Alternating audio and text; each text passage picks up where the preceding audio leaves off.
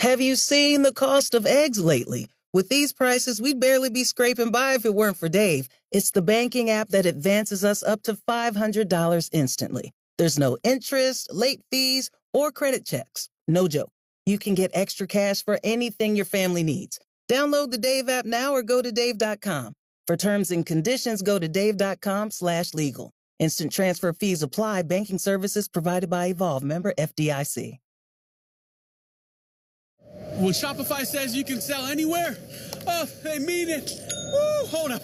Just got a new sale. Order fulfilled and shipped. Inventory levels good. Whoa, Shopify doesn't mind if you're at sea level or on top of the world.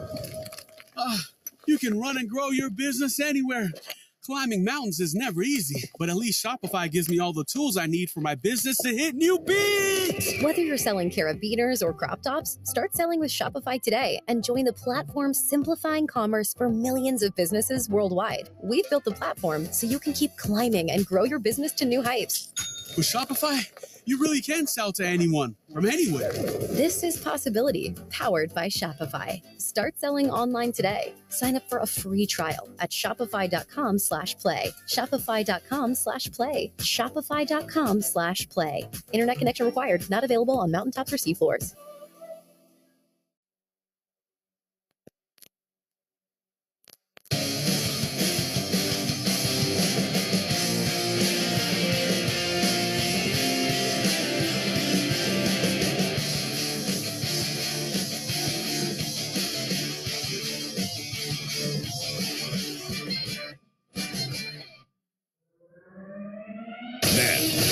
Center all night.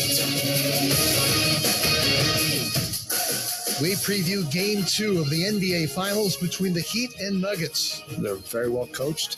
We didn't expect it to be easy, in the finals.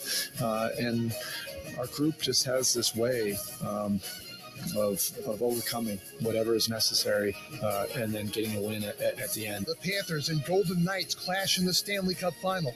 Over on the far side, Riley Schmidt, his pass picked off. There wasn't much behind that one, and Anton Lundell scoots along down to our right, looks to the far circle, trying to wrap it around. They score! It's Eric Stahl! Plus all the action around Major League Baseball. He lifts one high in the air. That's it well. Right center field, way back, and it goes out of here. A home run for Wilson Contreras. This is Sports Center all night. Here's Alex Del Barrio. Sports Center all night, ESPN Radio and the ESPN app, Sirius XM Channel 80. I am Alex Del Barrio. ESPN Radio presented by Progressive Insurance. We hope you had a great Saturday as we enter a phenomenal sports Sunday with the NBA Finals Game 2 coming. The battle for Lord Stanley's Cup is now down, and the Stanley Cup Final beginning on Saturday. We'll give you all the coverage from Vegas on Game 1 between the Vegas Golden Knights and the Florida Panthers. Plenty of action on the Diamond on Saturday. Oklahoma continued their quest for a third straight NCAA softball title, but we'll start in the NBA with Game 2 of the NBA Finals coming up in a few hours, starting at 8:30 Eastern on ABC and right here on ESPN Radio. The Nuggets, a dominating Game 1 performance. Nikola Jokic with his 9th triple-double of the playoffs in a game that really got away from Miami as they struggled with their outside shooting, and they couldn't get Eastern Conference Final standout Caleb Martin involved in the game. Heat head coach Eric Spoelstra gave his thoughts on how his Heat squad can even up the series in Game 2. It's this disposition that, that's number one. And our guys bring it. We have a competitive spirit that's second to none in this league. But there's also something that you have to do over the top of just figuring things out in real time. And it's that competitive spirit that has to,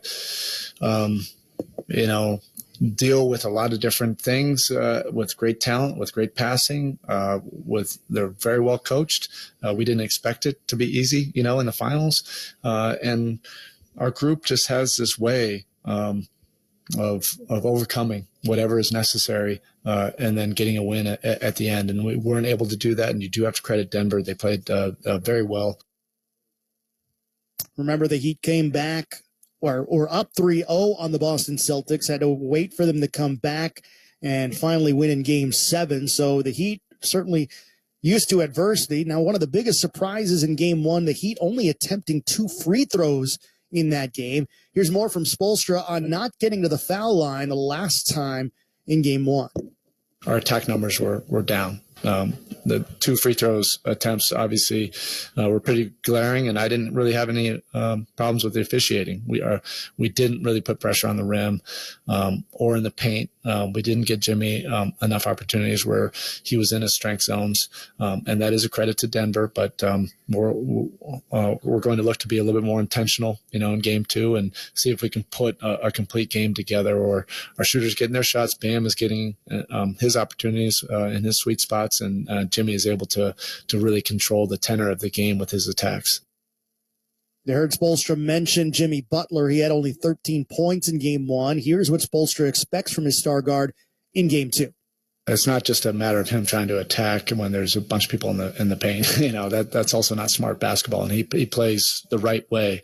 So there's an intentionality to our offense where we were not very intentional, particularly those first 7 or 8 minutes of the game. The ball didn't go where we needed to go consistently enough with the right spacing. When we get to those kind of things, and Jimmy will figure it out. I don't want him to be a robot. I don't want him to overthink things. He'll make the right play, but we have to have the right intentions going into the sets. And that kind of keys everything else. Bam's opportunities and our three-point shooting, all of that from there. So that's what Spoelstra expects from Jimmy Butler in Game 2. But what about Butler himself? What does he think he needs to do better in Game 2? I have to be more aggressive, and there's no other way around that. Whenever I'm aggressive, my team follows suit. I shot a lot of jump shots, ones that I know that I should and probably will make next game. But if I'm getting shots at the rim, if I'm getting to the free throw line, I'm getting layups and dunks. It seems like everything opens up for everybody else, which is my job and my role on this team. So I got to get back to doing that in Game 2 as well.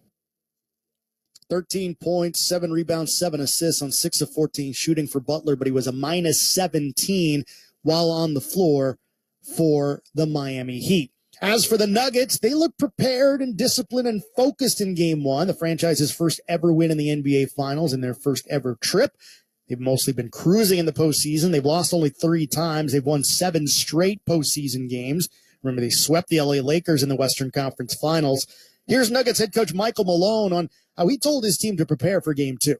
I told our players today, don't read the paper. Don't listen to the folks on the radio and TV saying that this series is over and that we've done something, because we haven't done a damn thing. We won Game 1. And the reason I told our players I was excited this morning was because we won Game 1 and we didn't play well. And there's so many things we can do better. And if we do those things at a better level, we'll have a chance to win Game 2 tomorrow night. Well, his players certainly played well enough to win. They shot 50% from the field.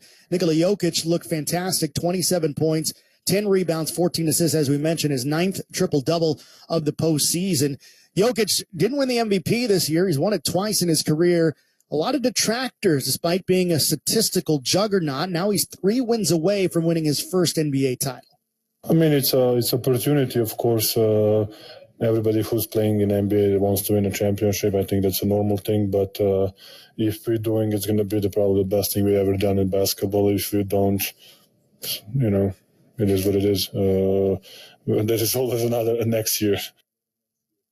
Tip-off is at 8 p.m. Eastern on ABC and here on ESPN Radio. Now, that's Game 2 of the NBA Finals, the Stanley Cup Final getting underway on Saturday. We'll have a first-time winner in the Stanley Cup for 2023 as the final features 2 non-traditional hockey markets with Vegas and Florida facing off, both in their second final appearance in franchise history. Florida last appeared all the way back in 1996 when Colorado won the Cup. Vegas' last trip was back in 2018. Neither team had much success in their first go-around in the final. Florida was swept by the Avalanche in 96. Vegas earned 1 victory against the Caps in 2018, and that series lost. Now, another unique thing about this series, it's the first Stanley Cup final where both teams were led in scoring by American-born players. Jack Eichel for the Golden Knights, Matthew Tkachuk for the Panthers. So let's get to the action in Vegas from T-Mobile Arena. Game 1, Vegas on the power play. After Nick Cousins went into the box for roughing for the Panthers, Vegas looking to strike first. Over on the far side, Riley Smith. His pass picked off. There wasn't much behind that one. And Anton Lundell scoots along down to our right. Looks to the far circle. Trying to wrap it around. They score. It's Eric Stahl. A short-handed goal. And the Panthers strike first with 10:20 to go here in the first period. See what I did there? 560 WQAM Panthers radio with the call. A shorthanded goal as the Panthers getting on the board first. Eric Stahl, his 25th career postseason goal in his 100th career postseason game. First time that the final began with a shorty since the 2014 series when the Rangers scored one against the Kings. Panthers 8-0 in the postseason when scoring first. Now late in the first, Knights back on the power play looking for the equalizer. Theodore delays, works his way in, challenged in the slot, got the pass away to the right wing side. Centering pass, score! Marchessault ties it. Centering pass out of the corner by Chandler Stevenson. Marchessault right to the top of the crease. The righty, really hard slam shot.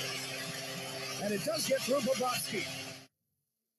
Marchessault with his 10th goal of the playoffs, and they've been in the last 11 games. Marchessault didn't score at all in the first 7 for the Knights this postseason, and we're tied at 1 after 1. Moving to the second period, tied at 1, nearly 10 minutes in. Both squads looking for that go-ahead goal, and it went to someone who hadn't had a goal the entire postseason. Theodore gets it again. He shuffles, back skating toward the right point, spins around, keeps the puck alive from Duclair, walks to the middle and scores! A clinic. Shea Theodore gives the Knights a 2-1 lead. 9:06 to go, second period. Fox Sports 98.9, the call. Theodore, the 17th different Knight skater to score a goal in this postseason. Only the Seattle Kraken had more with 18 this year in the playoffs. Knights outscoring their opponents 25-8 in the second period in the playoffs. Knights taking a 2-1 lead in the third, at least looking to. Still leading 2-1 in the final minute of the second. Face off far circle down to our left inside the Vegas zone. 12 seconds in the period. Horkov wins the draw shot, and they score! Anthony Duclair from the top of the right circle up a clean face-off win, and this game is tied with 10.2 seconds to go here in the second. Again, 560 WQAM. Duclair with the face-off goal. Just 11 seconds remaining in the period, and the Panthers tie the game on that goal. Tied at 2 in the third. Both teams looking for the advantage. Nearly 7 minutes into the third, we get that go-ahead goal. Now Barbashev into the slot right for Whitecloud. He scores! The Golden Knights take the lead. 3-2 Vegas. 13 minutes to go in the third. Zach Whitecloud, second goal of the playoffs, and he has it to put the Knights on top for the second time today. Again, Fox Sports 98.9 with the call. Whitecloud with his second goal of the playoffs. Entering Saturday, the Knights only had 3 goals from defensemen this postseason. On Saturday, they got 2. Now the Golden Knights up 3-2. Knights with 32 straight postseason wins when they score at least 3 goals, the third longest streak in NHL history. A little over 6 minutes later, the Knights built some separation. Whitecloud is there. Whitecloud shoots. Blocker save. Florida gets the rebound. Stone to steal. He scores! Kachuk tried to clear the zone. Stone sensed it the whole way like a heat-sinking missile. Knifed the puck out of the air. Rips it upstairs on Bobrovsky. 4-2 lead for the Knights there. They'd add an empty netter from Riley Smith. Vegas wins game 1 of the Stanley Cup Final 5-2 over the Panthers. Panthers are the third team in NHL history to lose their first 5 games in the final as a franchise, joining the Blues and Capitals on that list. Penalties hurt the Panthers on Saturday, giving Vegas 7 power play opportunities, tied for the most they've allowed in a game this postseason. Panthers head coach Paul Maurice on summarizing the game. I liked our start because there's so much unknown going into that one. We sat for so very long. So I liked how we came out there. We'll look at some things that we did with the puck in some short areas that we can improve on. There's a bunch of things we can get a little bit better at, but it's going to be tight. It's going to be tight like that. Both goalies made some big saves. Special teams will keep getting better on both sides, right? To figure each other out. We just don't see each other very much, so we'll learn as we go. As for the Knights, here's head coach Bruce Cassidy dissecting the goal from Theodore, which was his first of the playoffs. They get into man-to-man, so when you have a little bit of space, you know, that's your time to be creative, whether you go back down the wall or into the middle. And Shea has the ability to move laterally as good as any defenseman I've ever seen. So good for him to find the middle of the ice. It looked like it was pretty good coverage at first, but again, he found his soft spot, and then Howie's at the net, right? He probably doesn't get I don't know who got the assist on the goal, but at the end of the day, he's going to take away Bobrovsky's eyes. We've talked about that a lot. So really good play by him, and you're starting to see his game come around. Started in the Dallas series. His legs are under him, and he's skating and pushing the pace, and probably had a number of shot attempts as well tonight. So we need him for the secondary offense. It's a big goal. Braden McNabb and Brett Howden, by the way, were the assists on that Theodore goal. As for the Knights in goal, Aiden Hill with 33 saves on 35 Florida Panthers shot attempts, a 94.3 save percentage. He was the number 3 star of the game.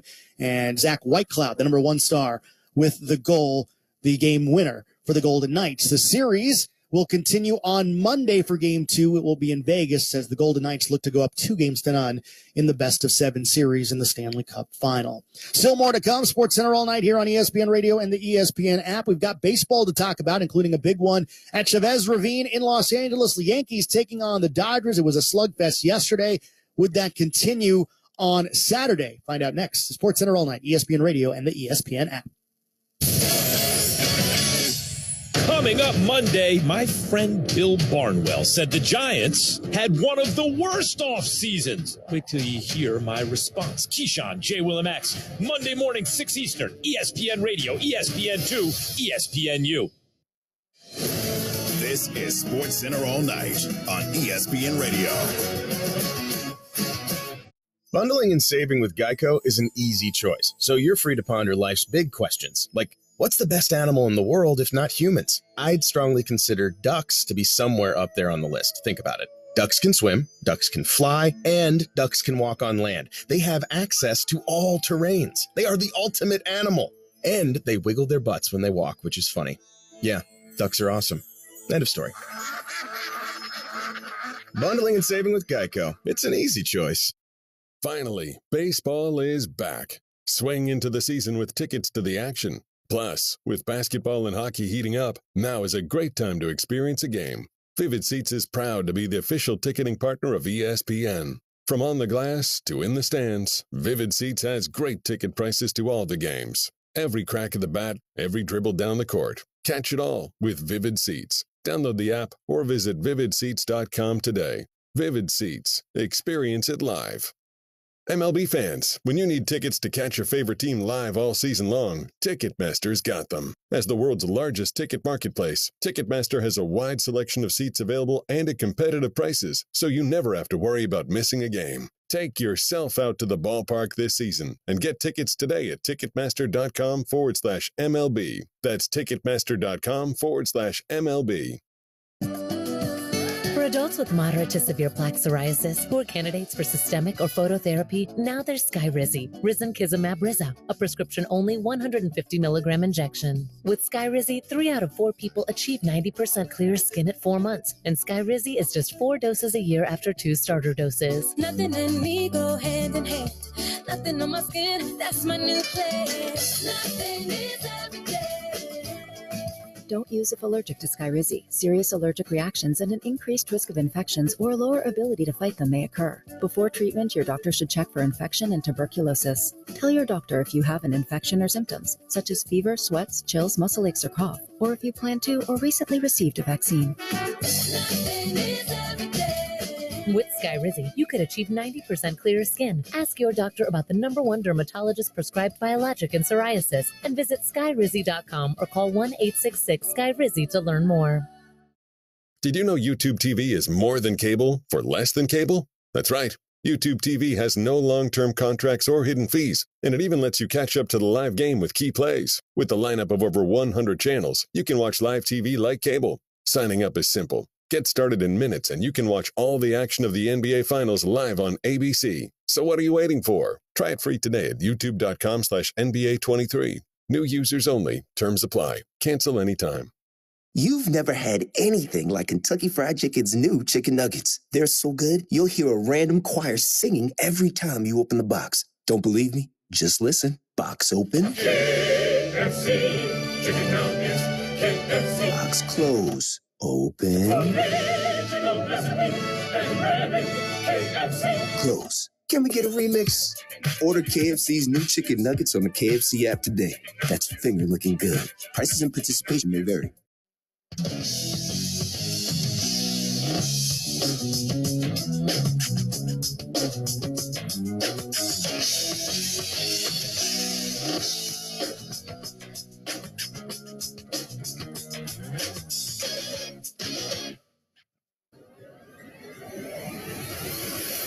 This is SportsCenter all night on ESPN Radio and on the ESPN app. SportsCenter all night. Tune in to an interleague battle tonight as the Dodgers host the Yankees. Coverage of Sunday Night Baseball begins at 6 p.m. Eastern on ESPN Radio and the ESPN app, and at 7 p.m. on ESPN. That's Sunday Night Baseball. How about Saturday baseball between the Dodgers and the Yankees? Dodgers winners on Friday after a monster day from Mookie Betts.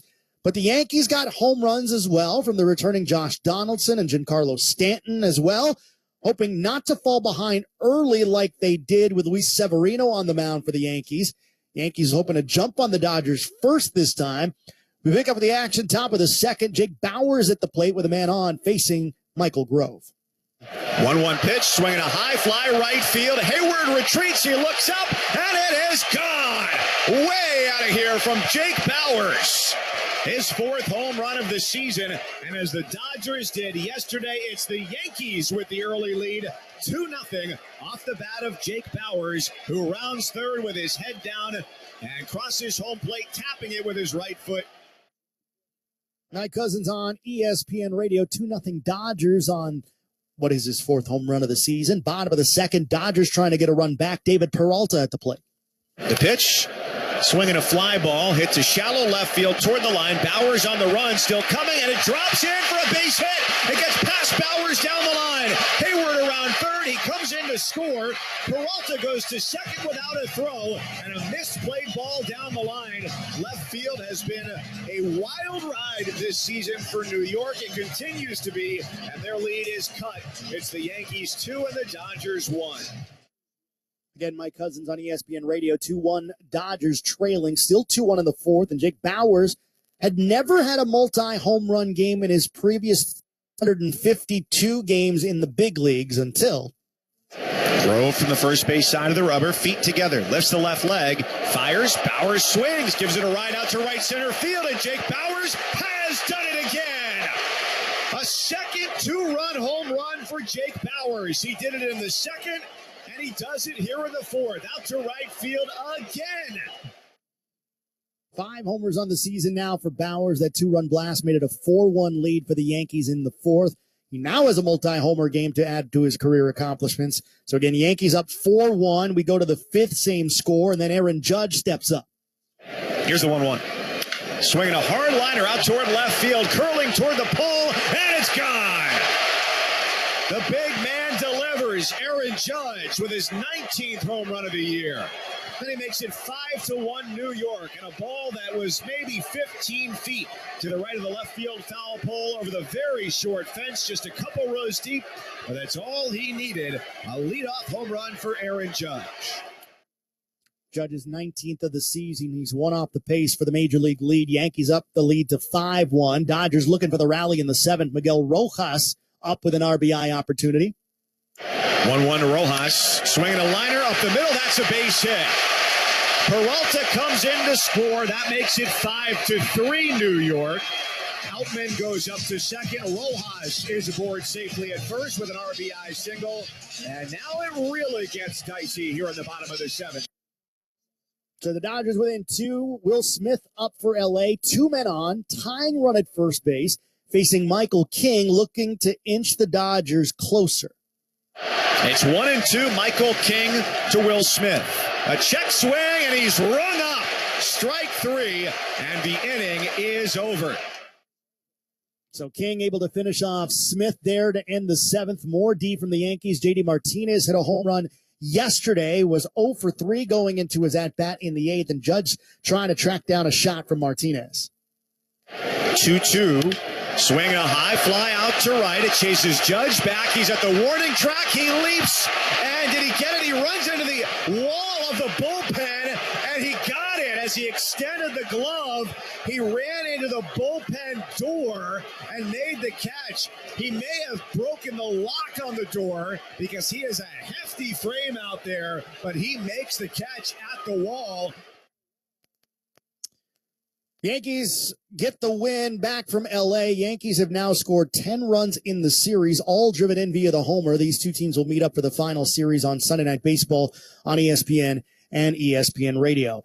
Astros taking on the Angels at Minute Maid Park. They got the better of Shohei Ohtani last time out.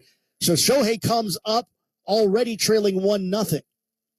Here's the pitch, and he swings at that one and lifts it in the gap in right center field. That's going to drop in and roll out to the wall. Rengifo is going to be waved home, and he will score, and Shohei's going to leg out a triple on that one, and that will tie up the ball game at 1. Angels Radio AM 830 with the call. Ohtani would finish a home run away from the cycle, but the Astros come up with a victory. Still more to come. Our top headlines are next. This is SportsCenter All Night here on ESPN Radio and the ESPN app. Greeny. LeBron is definitely not retiring. Definitely not. Never listen to what a player says about his future in the frustrated moments after a defeat that ends his season. Weekday mornings at 10 Eastern on ESPN Radio. Sunday Night Baseball on ESPN Radio. Interleague rivals go head-to-head at Dodger Stadium. Judge swinging, drive, deep left field, way out of here. Aaron Judge and the New York Yankees continue a West Coast trip in Los Angeles, where they'll face Freddie Freeman and the Dodgers. Freeman, center field, out of here. The New York Yankees at the Los Angeles Dodgers. Coverage begins today at 6 Eastern on ESPN Radio and on ESPN. You can also listen on the ESPN app and on your smart speaker. The NBA Finals on ESPN Radio. Jokic scores! 27, 10, and 14. The Denver Nuggets continue to roll, winning Game 1 at home. Can they make it 2 straight? Or will Jimmy Butler and the Heat bounce back to tie the series up at 1? The Finals, Game 2 of the Nuggets and Heat, presented by Indeed. Coverage begins tonight at 7 Eastern on ESPN Radio and on ABC. You can also listen on the ESPN app and on SiriusXM Channel 80. ESPN Plus brings you closer to the world of sports. You get all the live games and exclusive content you could possibly dream of. And it's located in the ESPN app, not under the bed, not baked inside a wedding cake, in the ESPN app. Not in your neighbor's mailbox, not at the bottom of the ocean, not trapped in the year 1984 or pinned under a boulder. What he's trying to say is that ESPN Plus brings you closer to the sports you love, and that you can find it in the ESPN app. Download and sign up today. You can't miss a moment with Greeny. Have I sort of overdone it on the Aaron Rodgers stuff? Remember when Mike Tannenbaum suggested that the Jets take a quarterback and you almost smacked him in the face? I mean, I think my reaction to that was startlingly restrained. It's a miracle, I think, that I did not lay hands on that man. I wish they did that. The most insane thing I've ever heard a person say in my entire life. But he and I are no longer speaking. Greeny, weekday mornings at 10 Eastern on ESPN Radio. Plus, you can watch and listen on the ESPN app. Welcome to the traditional Low Post Hoop Collective with Brian Windhorst Finals crossover from the floor of Ball Arena after the Denver Nuggets in their first NBA Finals in franchise history in front of a raucous crowd, a lot of whom stuck around to serenade Joker when he went over to the NBA TV table over there just now. 104-93. Some of the notable stats, Mr. Windhorst. The Heat took 2 free throws the entire game. It's hard to do. Nikola Jokic took 12 by himself. The Nuggets only shot 8 of 27 from 3. The Heat got a little bit hot late. Couple runs in the third quarter and the fourth quarter to make it interesting. Nikola Jokic, 27, 14, and 10. Jimmy Butler, just 13 points, 6 of 14, no free throws. Did not really look aggressive. Did not go at Jamal Murray the way I thought he would. Went at Michael Porter Jr. a few times. Had Jamal Murray on him on switches a few possessions, didn't go at him. He has games like that where he just kind of tries to feel his way into it and see if the team can get into it. And the Nuggets more or less controlled this the whole way. What's a big takeaway for you? So here's my thing. If you told Eric Spoelstra 3 hours ago he is going to give up 104 points, he might have thought he'd be up 1-0.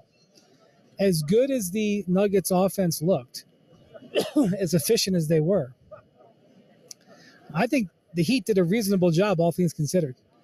And I think if the Heat had been able to hit some shots, we'd have had a game. And what I would say on the other side of that is I think the Nuggets can be even better. I think that they finished flat in the fourth quarter. And I don't think they just deployed all their offensive options. Well, how about the Michael Malone keeps Murray and Jokic on the floor to start the fourth quarter, and they immediately give up an 8-0 run that starts with... I was 11-0.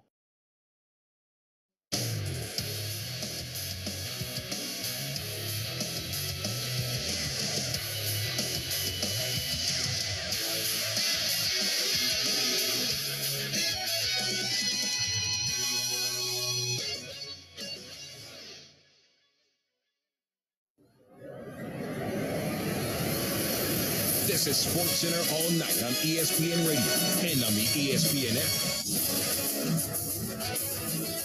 SportsCenter all night, ESPN Radio and the ESPN app. Alex Silvario here with you. ESPN Radio is presented by Progressive Insurance. Looking for a career path with flexibility and great pay and benefits? Go to progressive.com/careers and apply online today. Half-hour headlines on SportsCenter all night. Let's take a look at the headlines around sports from Saturday. Lionel Messi's time with PSG now over in a 3-2 loss to Clermont Foot. Messi received some boos from the fans at Parc des Princes. PSG confirmed that Messi would not return. Messi booed in pregame introductions when his name was called. He missed a go-ahead goal attempt in the match, which followed with more boos from the Paris faithful. Messi is believed to be deciding on his future coming up next week. We did get some NFL news. The Buffalo Bills have a defensive tackle under contract now. They've agreed to terms on 2019 first-round selection Ed Oliver on a new 4-year, $68 million deal. $45 million will be guaranteed. The deal keeps Oliver locked in with the Bills through the 2027 season, according to Adam Schefter. And we are one game into the Stanley Cup final. Vegas Golden Knights and Florida Panthers facing off in each franchise's second appearance in the final. Teams tied at 1 after 1 and 2 after 2. Who would get the upper hand? Fox Sports 98.9. Now Barbashev into the slot right for Whitecloud. He scores! The Golden Knights take the lead. 3-2 Vegas. 13 minutes to go in the third. Zach Whitecloud, second goal of the playoffs, and he has it to put the Knights on top for the second time today. The goal from Whitecloud, his second of the playoffs. Even Barbashev, his 10th assist. Jack Eichel, his 13th of the playoffs. They'd scored 2 more goals in the period. Vegas wins game 1 5-2 over the Florida Panthers to take a 1-0 series lead. Whitecloud with the game winner. He joined our Emily Kaplan after game 1. Zach, what did it mean to get the first one here? Obviously, you want to start the series off on the right foot, and I think we played the right way for the majority of the game, and it's good to see guys get rewarded in terms of scoring, going to the net, doing the little things right, and for our team playing the right way. And obviously, the first one's huge, but obviously you take a little bit to enjoy it and then let it go and move on to tomorrow. Early in the second period, Nick Cousins is right in front of your crease, and Aiden Hill stretches across and makes a sick save with his paddle. What's going through your mind when you're watching that? Yeah, I was on the bench. I couldn't tell whether he got it with his paddle, but that incident right there is literally what Aiden Hill is. He's competed for us since he came to us, and that's just his mentality and approach to the game. And you always love playing for a guy like that because no matter what the situation is, even in practice, right? And he's been huge for us, and that's another example of the kind of guy he is for us. There seemed like there's a lot of scrums, a lot of physicality in this game. How much hate do you think developed between your two teams tonight? A fair amount, but I mean that's what playoffs is, right? And that's the energy gets high, and different guys try to affect the game in different ways, and that's what makes playoffs fun. So the Vegas Golden Knights win at 5-2 over the Florida Panthers. They lead the best-of-7 series, 1-0. Game 2 of the Stanley Cup Final will be back in Vegas on Monday night. Now, that's the Stanley Cup Final. As for the NBA Finals, Game 2 is on Sunday. It's on ABC and right here on ESPN Radio. The Heat trailing 1-0 to the Denver Nuggets in that best-of-7 series. Just 40% shooting for the Heat in the Game 1 loss and just 13 points from star guard Jimmy Butler. He was asked if the team was being tired hurt them in the Game 1 loss. I don't think fatigue played a part at all. I think we had some mental lapses on both sides of the ball, offense and defense, easily correctable, which we've done time and time again throughout the year. So we know what we're capable of. We know how to change what we need to change. I don't think fatigue played any role in it, honestly. So when we come out for Game 2, make some adjustments and be ready to roll. Nuggets looked pretty solid in Game 1. They won the game 104-93. Aaron Gordon, 16 points and 6 rebounds, 7 of 10 shooting for Gordon in the Game 1 victory. He was asked how the Nuggets can keep attacking the Heat. You just can't be complacent with this team. You can't be lackadaisical. You can't sleep on this team. This team has no quit. They will continue to fight through the entirety of the game, and you got to understand that about this team. So you can't take your foot off the gas with these guys. So once again, Game 2 of the NBA Finals on ESPN Radio and ABC. Tip-off scheduled for 8 p.m. Eastern, 7 p.m. Central, as the Nuggets look to go up 2-0 on the Miami Heat in the NBA Finals. As for the action on the diamond, Sunday Night Baseball will feature the Dodgers and the Yankees. Yankees get a win back after losing on Friday to the Dodgers in a slugfest. So again, the Yankees come up with the victory on Saturday. And with our post-game extra, the game you heard on ESPN Radio, here are Mike Cousins and Doug Glanville. Thank you, Alex. Game 2 of the series, Yankees and Dodgers, certainly offensively explosive as it was in Game 1 on the LA side. Game 2 belongs to the Yankees, a 6-3 victory. They've scored 10 runs in the first 2 games of this series. Today, 6 runs, 4 home runs, 2 from Jake Bauers, his first multi-home run game of his career. Aaron Judge added another. Oswaldo Cabrera hit one late, and they got 6 innings from Garrett Cole, who struck out 5 and allowed just 1 run. Well, you expect the Aaron Judge show to come through, and he gets the home run. But what was amazing is that 6th slot that Jake Bauers started in, they had 3 home runs from that slot when Cabrera got in there. The home runs can come from many different sources in this Yankee lineup, and they led off early with the power game. And that's been their story for most of the season. They haven't gotten exactly the health out of their rotation, but they've compensated, especially in May and going into early June here, with the power game. And so far, that has yielded the dividends they look for, at least tonight. On the Dodgers side, they have also relied on the home run tonight. It wasn't there for them. And they had to go with Michael Grove, a pitcher who hasn't been established for very long and did a formidable job, except when Jake Bauers hit 2 home runs off him. So right now we'll see who's going to reign supreme. But this is exciting, watching this New York-Los Angeles rivalry. It exists in so many facets of sports and in music. And these teams are excellent, hitting their stride. So the fans came out over 50,000 strong. So this is what you want. 2 elite teams going at it toe-to-toe, and it was a boxing match. The Yankees got the knockout punch with the home run ball. The 2 biggest crowds of the season at Dodger Stadium Friday surpassed Saturday, and only the 5th ever regular season visit to this ballpark by the Yankees, and their first since 2019. As Doug alluded to, they've met 11 times in the World Series, but most recently in 1981. So it sets up Sunday Night Baseball. Domingo Germán will go for the Yankees against Bobby Miller for the Dodgers on ESPN Radio. So the final score Saturday night in Los Angeles is the Yankees 6 and the Dodgers 3. For Doug Glanville, I'm Mike Cousins, right here on your home for Major League Baseball, ESPN Radio, and the ESPN app. Now, let's go back to Alex Del Barrio in the studio.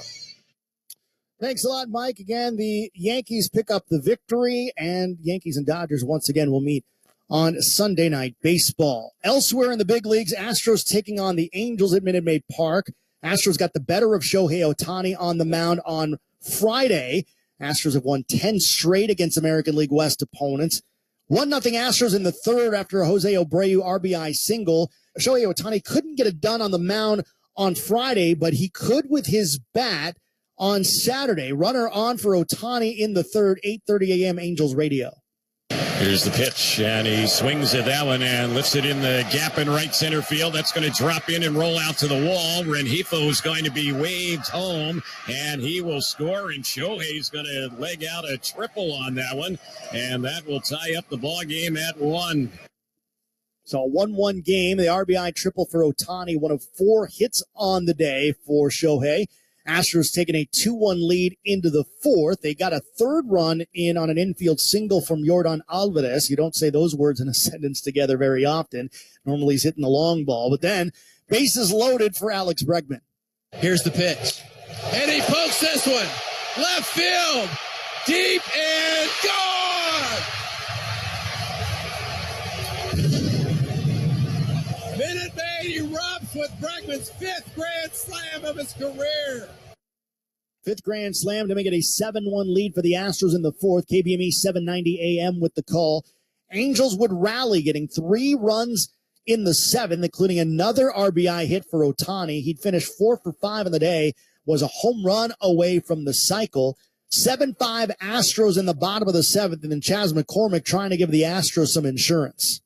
And he rips this one to right field. Goodwood going back on a red froze. See you later. Chas McCormick with an opposite field home run. And the Astros get one back right away. Astros win again against the Angels. 9-6 the final at Minute Maid Park. 11 straight wins for the Astros against the American League West. Ohtani 4 for 5, and for the third time this season was just one specific hit away from the cycle. It was the home run on Saturday. Christian Javier, the winner, is now 5-1 in his career against the Halos. Astros now a Major League best 18-5 since May the 9th. As for the team, the Astros are chasing the red-hot hitting Texas Rangers. They took on the Seattle Mariners on Saturday. We mentioned the Astros, the best record since May the 9th.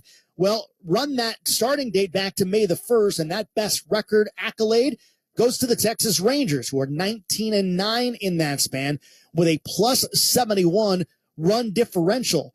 Rangers already up 4-1. Corey Seager had an RBI single in the first. Now he comes up in the second on 105.3 The Fan in Dallas. The 0-1. Breaking ball hit on the ground, first base side pass. The dive of France down the line, a base hit. Duran scores. Kelnick picks it up in the corner. Simeon's being sent home. The relay throw from Caballero up the line. Simeon slides in safely. Seager in a second with a 2-run double, and the Rangers lead 5-1. Rangers leading it 5-1 at that point. A 3-run inning for the Rangers in the first. Another 3-run inning in the second had Texas up 6-1 after 2. Chasing Mariners starter Brian Wu from the game. That was his major league debut. Wu leaves the game, his first in the big leagues, allowing 6 in 2 innings of work. He is currently the 9th-ranked prospect in the Mariners organization. Rangers kept adding to the lead, already up 10-3. We go to the 7th. Marcus Semien already with 3 hits on the day, extending his major league leading hit streak to 22 games, comes up with 2 men on. 1-1, and Marcus hammers one to left. Going back, Pollock turns, looks out of here. A 3-run shot for Marcus Semien. And the Rangers have blown this one wide open. It is 13-3. 13-3. That was 105.3 The Fan with the call. Rangers would finish off the Mariners by a final of 16-6. It's the 15th game this season with 10 or more runs scored, and the 5th game this season with 15 or more runs scored by the Rangers. No other team in baseball has more than 2. Also with the win, the Rangers skipper Bruce Bochy ties Walter Alston for 10th on the all-time wins list. We go to Fenway. Red Sox taking on the American League East leading Tampa Bay Rays. Rays already up 1-0. Top of the second, Yandy Diaz with 2 men on for Tampa. Swing line drive down the left field line. It is a fair ball. And all the way into the corner. Wall scores to third base Bethancourt. Digging for the plate. The throw by Hernandez is high, and Bethancourt is in sliding. It's an RBI double, a 2-run double, in fact, for Yandy Diaz, and the Rays take a 3-0 lead. 3-0 lead there on 620 WDAE with the call. Tampa cruising in the early going, but the Red Sox would rally. Justin Turner, with the Red Sox trailing, comes up for Boston on WEEI 93.7. Here's the pitch. Swing and a drive. High and deep to left field. It is way back. It is off the wall. Wind knocked it down, but the game will at least be tied. Devers being waved home. He's going to score. It's a bases clearing double for Justin Turner, and the Red Sox lead it 5-4. It was 4-2. It was then 5-4 in the bottom of the sixth with Justin Turner's 3-run double. Red Sox would go on to win game one of a doubleheader, 8-5 over Tampa. It's the 30th win of the season for the Red Sox. Tampa, though, would come back in game two. Harold Ramirez comes up with the game tied at 2 in the top of the ninth, 620 WDAE. The next pitch. Swing, line drive to the gap in right center. That gets down for a hit and goes all the way to the wall. And here they come. Mejia scores. Here comes Diaz to score. And Harold Ramirez clapping his hand to the second base with a 2-run double. And the Rays take a 4-2 lead in the ninth. So the Red Sox fall to the Rays 4-2 in game two. So they split the doubleheader. Rays pick up the victory as they continue to lead the American League East. SportsCenter all night, ESPN Radio, and the ESPN app. Coming up, we will get some info on the Women's College World Series. Oklahoma with 49 consecutive victories in the softball season as they look for their third straight national title, plus the best sound from Saturday. That's coming your way next. SportsCenter all night on ESPN Radio. Coming up Monday, as we approach the end of the NBA season, I'll tell you why I'm so excited for this year's off season and all the potential moves we might see. Keyshawn, J. Will and Max, Monday morning at 6 Eastern on ESPN Radio, ESPN2, and ESPNU. ESPN Radio SportsCenter all night. More next.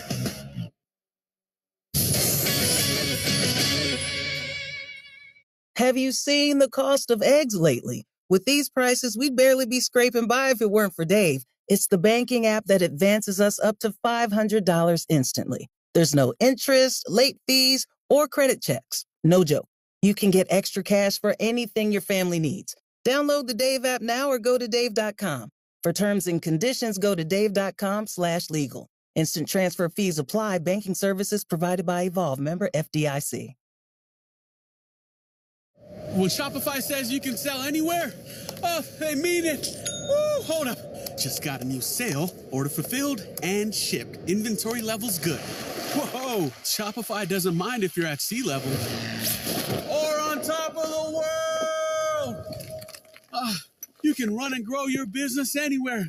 Climbing mountains is never easy, but at least Shopify gives me all the tools I need for my business to hit new peaks. Whether you're selling carabiners or crop tops, start selling with Shopify today and join the platform simplifying commerce for millions of businesses worldwide. We've built the platform so you can keep climbing and grow your business to new heights.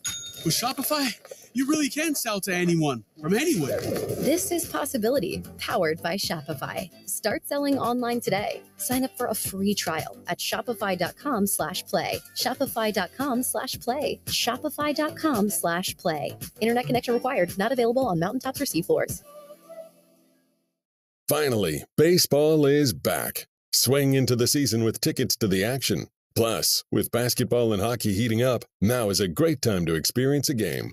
Vivid Seats is proud to be the official ticketing partner of ESPN. From on the glass to in the stands, Vivid Seats has great ticket prices to all the games. Every crack of the bat, every dribble down the court. Catch it all with Vivid Seats. Download the app or visit vividseats.com today. Vivid Seats. Experience it live.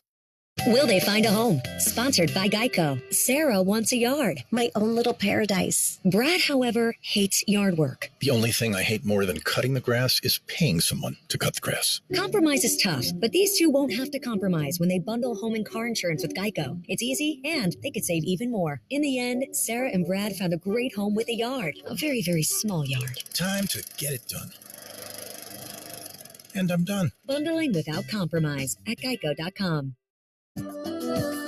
adults with moderate to severe plaque psoriasis who are candidates for systemic or phototherapy, now there's Skyrizi, risankizumab Riza, a prescription-only 150 milligram injection. With Skyrizi, 3 out of 4 people achieve 90% clear skin at 4 months, and Skyrizi is just 4 doses a year after 2 starter doses. Nothing in me go hand in hand.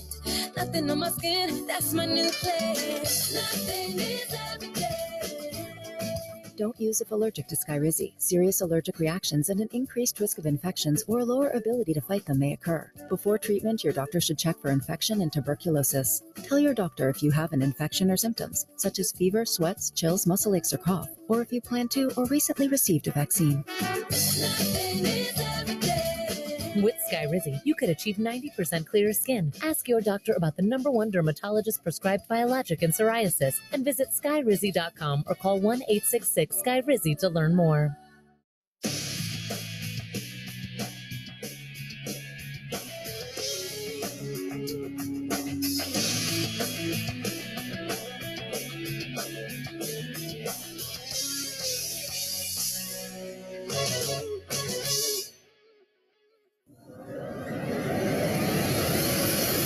This is SportsCenter all night on ESPN Radio and on the ESPN app.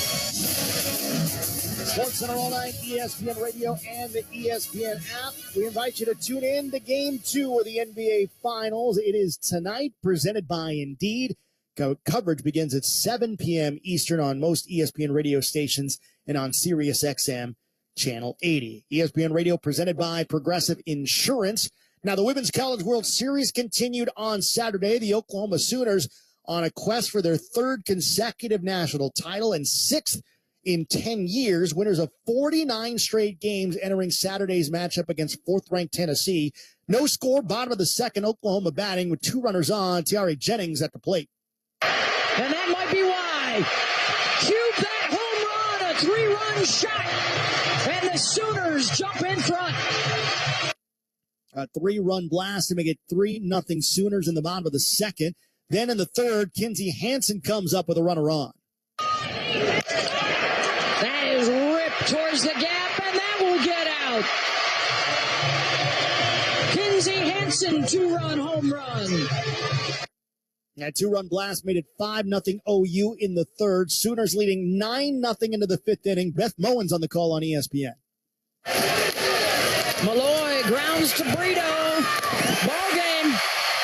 Oklahoma in devastating fashion. A 9-0 run rule win in the winner's bracket to send a message to the rest of the field. 50 consecutive wins for the Sooners. They shut out Tennessee, the number 4 team in the country. Just 1 hit in the game for the Vols.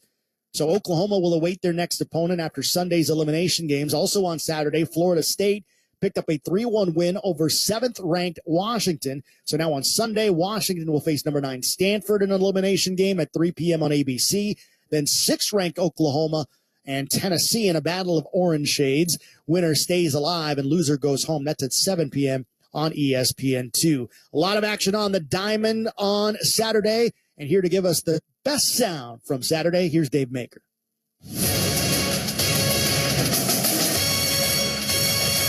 Number 4. Cleveland trailed at AL Norris Division leading Minnesota, but the Guardians get a power boost from Will Brennan on their way to a 4-2 win. Tom Hamilton on WTAM. Brennan with a drive. High, deep to right, away, back, gone. Will Brennan onto the concourse area beyond the seats and right. And the Guardians get that much-needed big fly and take a 3-2 lead. Number 3. A typical night for the Atlanta Braves' super talented Ronald Acuna Jr., a stolen base and a couple of hits, including this long home run at Arizona. The call on 680 The Fan. 2-1, and he swings a mean bat way deep to left. This is going to land in another county.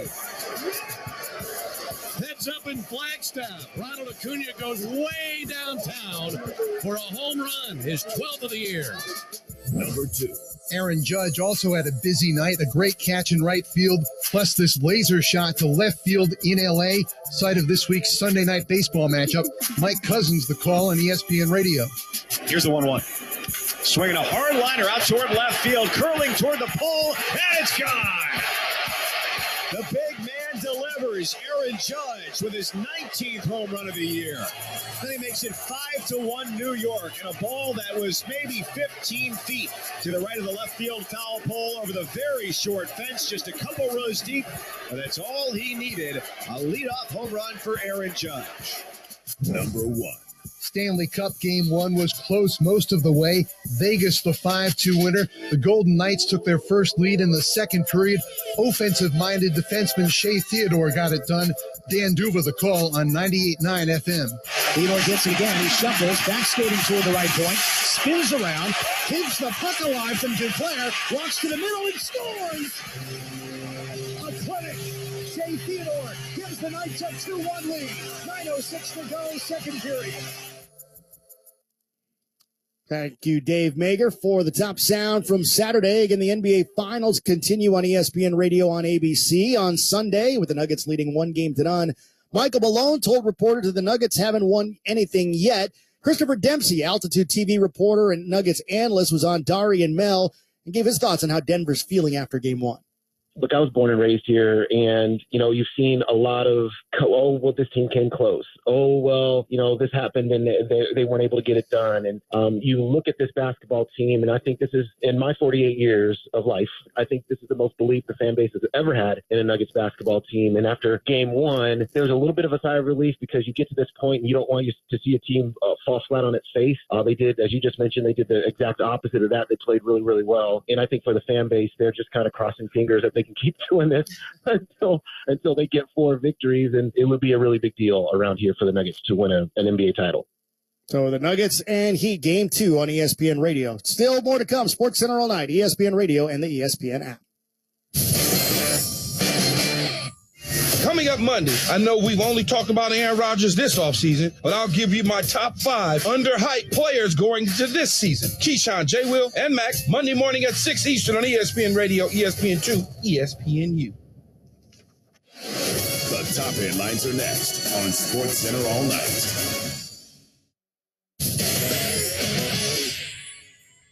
MLB fans, when you need tickets to catch your favorite team live all season long, Ticketmaster's got them. As the world's largest ticket marketplace, Ticketmaster has a wide selection of seats available and at competitive prices, so you never have to worry about missing a game. Take yourself out to the ballpark this season and get tickets today at Ticketmaster.com/MLB. That's Ticketmaster.com/MLB.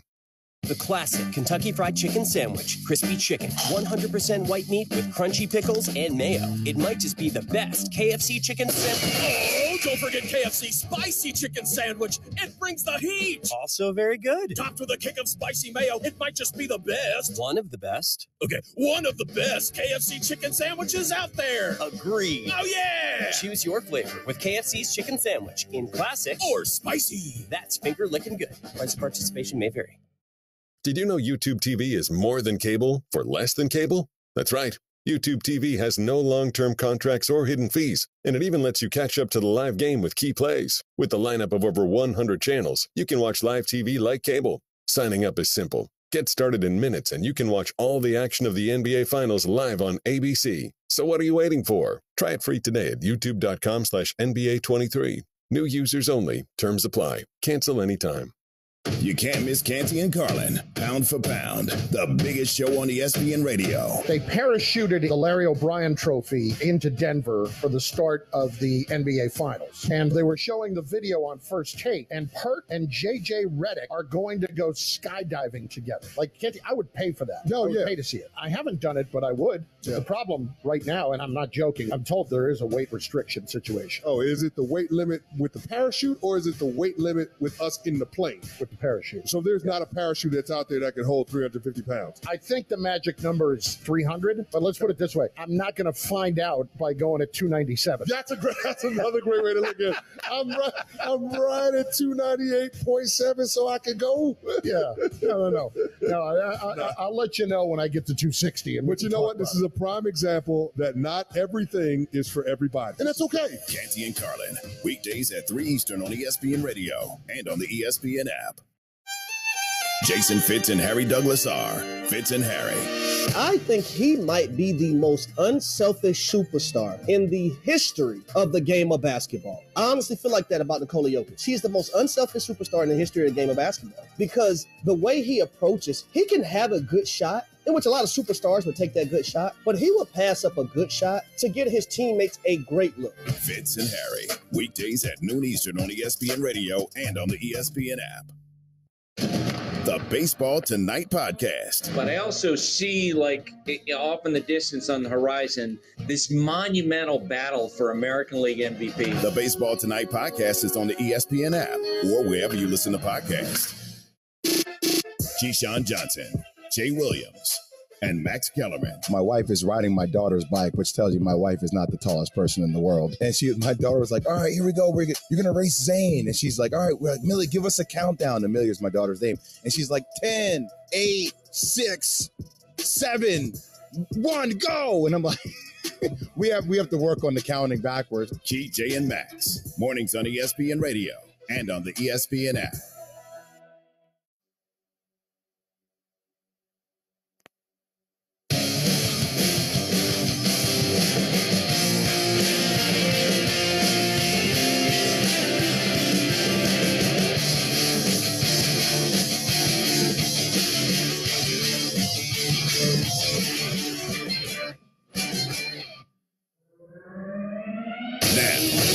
Center all night. We preview Game 2 of the NBA Finals between the Heat and Nuggets. They're very well coached. We didn't expect it to be easy, in the finals. And our group just has this way of overcoming whatever is necessary and then getting a win at the end. The Panthers and Golden Knights clash in the Stanley Cup Final. Over on the far side, Riley Schmidt. His pass picked off. There wasn't much behind that one. And Anton Lundell scoots along down to our right. Looks to the far circle. Trying to wrap it around. They score. It's Eric Stahl. Plus all the action around Major League Baseball. He lifts one high in the air. That's it well. Right center field. Way back. And it goes out of here. A home run for Wilson Contreras. This is Sports Center all night. Here's Alex Del Barrio. Sports Center all night, ESPN Radio and the ESPN app, Sirius XM Channel 80. I am Alex Del Barrio. ESPN Radio presented by Progressive Insurance. We hope you had a great Saturday as we enter a phenomenal sports Sunday with the NBA Finals Game 2 coming. The battle for Lord Stanley's Cup is now down, and the Stanley Cup Final beginning on Saturday. We'll give you all the coverage from Vegas on Game 1 between the Vegas Golden Knights and the Florida Panthers. Plenty of action on the Diamond on Saturday. Oklahoma continued their quest for a third straight NCAA softball title, but we'll start in the NBA with Game 2 of the NBA Finals coming up in a few hours, starting at 8:30 Eastern on ABC and right here on ESPN Radio. The Nuggets, a dominating Game 1 performance. Nikola Jokic with his 9th triple-double of the playoffs in a game that really got away from Miami as they struggled with their outside shooting, and they couldn't get Eastern Conference Final standout Caleb Martin involved in the game. Heat head coach Eric Spoelstra gave his thoughts on how his Heat squad can even up the series in Game 2. It's this disposition that, that's number one. And our guys bring it. We have a competitive spirit that's second to none in this league. But there's also something that you have to do over the top of just figuring things out in real time. And it's that competitive spirit that has to, deal with a lot of different things, with great talent, with great passing, they're very well coached. We didn't expect it to be easy, in the finals. And our group just has this way of overcoming whatever is necessary, and then getting a win at the end. And we weren't able to do that. And you do have to credit Denver. They played very well. Remember, the Heat came back or up 3-0 on the Boston Celtics, had to wait for them to come back and finally win in Game 7. So the Heat certainly used to adversity. Now, one of the biggest surprises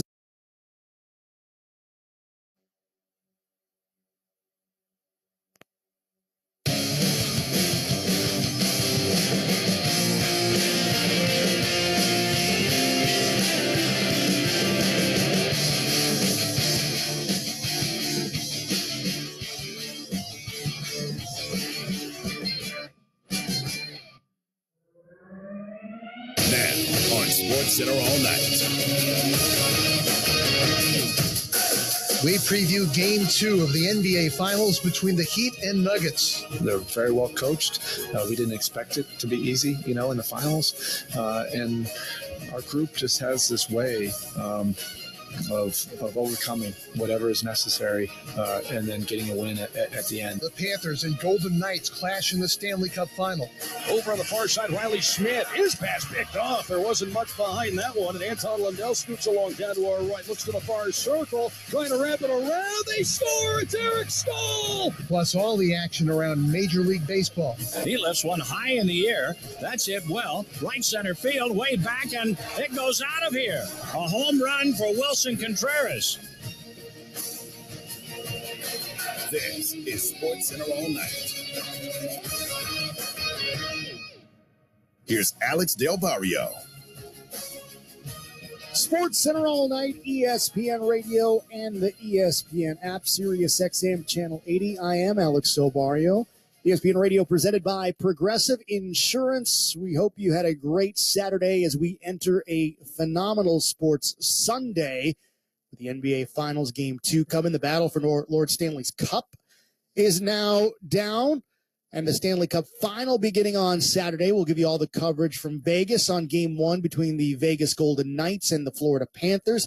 Plenty of action on the Diamond on Saturday. Oklahoma continued their quest for a third straight NCAA softball title, but we'll start in the NBA with Game 2 of the NBA Finals coming up in a few hours, starting at 8:30 Eastern on ABC and right here on ESPN Radio. The Nuggets, a dominating Game 1 performance. Nikola Jokic with his 9th triple-double of the playoffs in a game that really got away from Miami as they struggled with their outside shooting, and they couldn't get Eastern Conference Finals standout Caleb Martin involved in the game. Heat head coach Eric Spoelstra gave his thoughts on how his Heat squad can even up the series in Game 2. It's this disposition that, that's number one. And our guys bring it. We have a competitive spirit that's second to none in this league. But there's also something that you have to do over the top of just figuring things out in real time. And it's that competitive spirit that has to, deal with a lot of different things with great talent, with great passing, they're very well coached. We didn't expect it to be easy, in the finals. And our group just has this way of overcoming whatever is necessary and then getting a win at the end. And we weren't able to do that. And you do have to credit Denver. They played very well. Remember, the Heat came back or up 3-0 on the Boston Celtics, had to wait for them to come back and finally win in Game 7. So the Heat certainly used to adversity. Now, one of the biggest surprises in Game 1, the Heat only attempting 2 free throws in that game. Here's more from Spoelstra on not getting to the foul line the last time in Game 1. Our attack numbers were down. The 2 free throws attempts obviously were pretty glaring, and I didn't really have any problems with the officiating.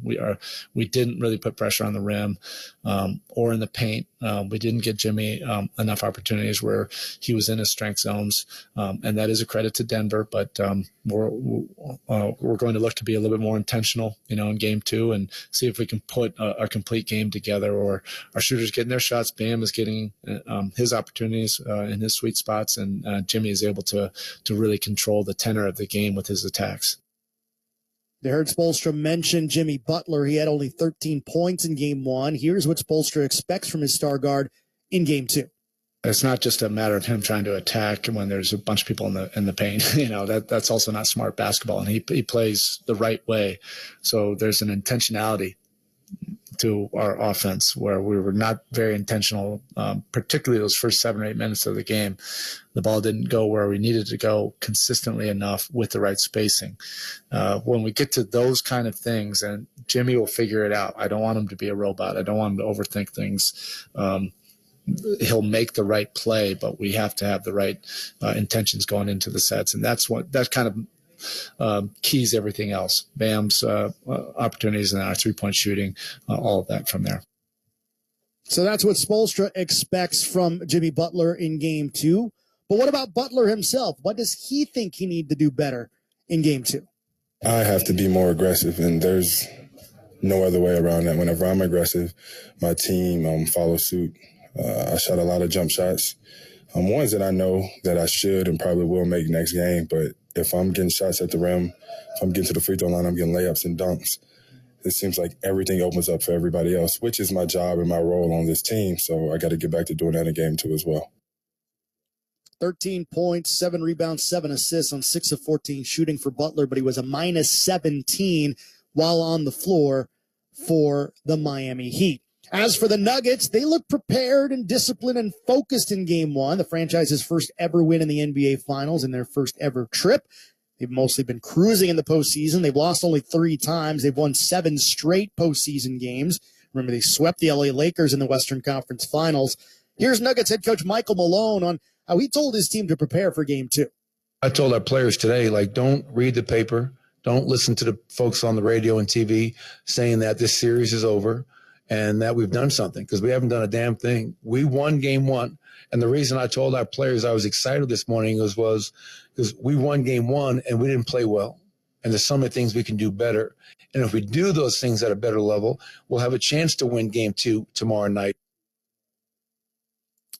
Well, his players certainly played well enough to win. They shot 50% from the field. Nikola Jokic looked fantastic, 27 points, 10 rebounds, 14 assists, as we mentioned, his 9th triple-double of the postseason. Jokic didn't win the MVP this year. He's won it twice in his career. A lot of detractors, despite being a statistical juggernaut. Now he's 3 wins away from winning his first NBA title. I mean, it's opportunity, of course. Everybody who's playing in NBA wants to win a championship. I think that's a normal thing. But if we're doing, it's going to be probably the best thing we've ever done in basketball. If we don't, it is what it is. There is always another next year. Tip-off is at 8 p.m. Eastern on ABC and here on ESPN Radio. Now, that's game 2 of the NBA Finals, the Stanley Cup Final getting underway on Saturday. We'll have a first-time winner in the Stanley Cup for 2023 as the final features 2 non-traditional hockey markets with Vegas and Florida facing off, both in their second final appearance in franchise history. Florida last appeared all the way back in 1996 when Colorado won the Cup. Vegas' last trip was back in 2018. Neither team had much success in their first go-around in the final. Florida was swept by the Avalanche in 96. Vegas earned 1 victory against the Caps in 2018, and that series lost. Now, another unique thing about this series, it's the first Stanley Cup final where both teams were led in scoring by American-born players. Jack Eichel for the Golden Knights, Matthew Tkachuk for the Panthers. So let's get to the action in Vegas from T-Mobile Arena. Game 1, Vegas on the power play. After Nick Cousins went into the box for roughing for the Panthers, Vegas looking to strike first. Over on the far side, Riley Smith. His pass picked off. There wasn't much behind that one. And Anton Lundell scoots along down to our right. Looks to the far circle. Trying to wrap it around. They score. It's Eric Stahl. A short-handed goal. And the Panthers strike first with 10:20 to go here in the first period. See what I did there? 560 WQAM Panthers radio with the call. A shorthanded goal as the Panthers getting on the board first. Eric Stahl, his 25th career postseason goal in his 100th career postseason game. First time that the final began with a shorty since the 2014 series when the Rangers scored 1 against the Kings. Panthers 8-0 in the postseason when scoring first. Now late in the first, Knights back on the power play looking for the equalizer. Theodore Delays forced his way in, challenged in the slot, got the pass away to the right wing side. Centering pass, score! Marchessault ties it! Centering pass out of the corner by Chandler Stevenson. Marchessault right to the top of the crease. The righty, really hard slam shot. And it does get through Bobrovsky. Marchessault with his 10th goal of the playoffs, and they've been in the last 11 games. Marchessault didn't score at all in the first 7 for the Knights this postseason, and we're tied at 1 after 1. Moving to the second period, tied at 1, nearly 10 minutes in. Both squads looking for that go-ahead goal, and it went to someone who hadn't had a goal the entire postseason. Theodore gets it again. He shuffles, back skating toward the right point, spins around, keeps the puck alive from Duclair, walks to the middle and scores! A clinic Knights a 2-1 lead. 9:06 to go, second period. Fox Sports 98.9, The Call. Theodore, the 17th different Knights skater to score a goal in this postseason. Only the Seattle Kraken had more with 18 this year in the playoffs. Knights outscoring their opponents 25-8 in the second period in the playoffs. Knights taking a 2-1 lead in the third, at least looking to, still leading 2-1 in the final minute of the second. Face off far circle down to our left inside the Vegas zone. 12 seconds in the period. Barkov wins the draw. Shot, and they score! Anthony Duclair from the top of the right circle up a clean face-off win. And this game is tied with 10.2 seconds to go here in the second. Again, 560 WQAM. Duclair with the face-off goal. Just 11 seconds remaining in the period, and the Panthers tie the game on that goal. Tied at 2 in the third. Both teams looking for the advantage. Nearly 7 minutes into the third, we get that go-ahead goal. Now Barbashev into the slot right for Whitecloud. He scores! The Golden Knights take the lead. 3-2 Vegas. 13 minutes to go in the third. Zach Whitecloud, second goal of the playoffs, and he has it to put the Knights on top for the second time today. Again, Fox Sports 98.9 with The Call. Whitecloud with his second goal of the playoffs. Entering Saturday, the Knights only had 3 goals from defensemen this postseason. On Saturday, they got 2. Now the Golden Knights up 3-2. Knights with 32 straight postseason wins when they score at least 3 goals, the third longest streak in NHL history. A little over 6 minutes later, the Knights built some separation. Whitecloud is there. Whitecloud shoots. Blocker save. Florida gets the rebound. Stone a steal. He scores! Chuck tried to clear the zone. Stone sensed it the whole way like a heat-sinking missile. Knifed the puck out of the air, rips it upstairs on Bobrovsky. 4-2 lead for the Knights there. They'd add an empty netter from Riley Smith. Vegas wins game 1 of the Stanley Cup Final 5-2 over the Panthers. Panthers are the third team in NHL history to lose their first 5 games in the final as a franchise, joining the Blues and Capitals on that list. Penalties hurt the Panthers on Saturday, giving Vegas 7 power play opportunities, tied for the most they've allowed in a game this postseason. Panthers head coach Paul Maurice on summarizing the game. I liked our start because there's so much unknown going into that one. We sat for so very long. So I liked how we came out there. We'll look at some things that we did with the puck in some short areas that we can improve on. There's a bunch of things we can get a little bit better at, but it's going to be tight. It's going to be tight like that. Both goalies made some big saves. Special teams will keep getting better on both sides, right, to figure each other out. We just don't see each other very much, so we'll learn as we go. As for the Knights, here's head coach Bruce Cassidy dissecting the goal from Theodore, which was his first of the playoffs. They get into man-to-man, so when you have a little bit of space, you know, that's your time to be creative, whether you go back down the wall or into the middle. And Shea has the ability to move laterally as good as any defenseman I've ever seen. So good for him to find the middle of the ice. It looked like it was pretty good coverage at first, but again, he found his soft spot, and then Howie's at the net, right? He probably doesn't get I don't know who got the assist on the goal, but at the end of the day, he's going to take away Bobrovsky's eyes. We've talked about that a lot. So really good play by him, and you're starting to see his game come around. Started in the Dallas series. His legs are under him, and he's skating and pushing the pace, and probably had a number of shot attempts as well tonight. So we need him for the secondary offense. It's a big goal. Braden McNabb and Brett Howden, by the way, were the assists on that Theodore goal. As for the Knights in goal, Aiden Hill with 33 saves on 35 Florida Panthers shot attempts, a 94.3 save percentage. He was the number 3 star of the game. And Zach Whitecloud, the number 1 star, with the goal, the game winner for the Golden Knights. The series will continue on Monday for Game 2. It will be in Vegas as the Golden Knights look to go up 2-0 in the best-of-7 series in the Stanley Cup Final.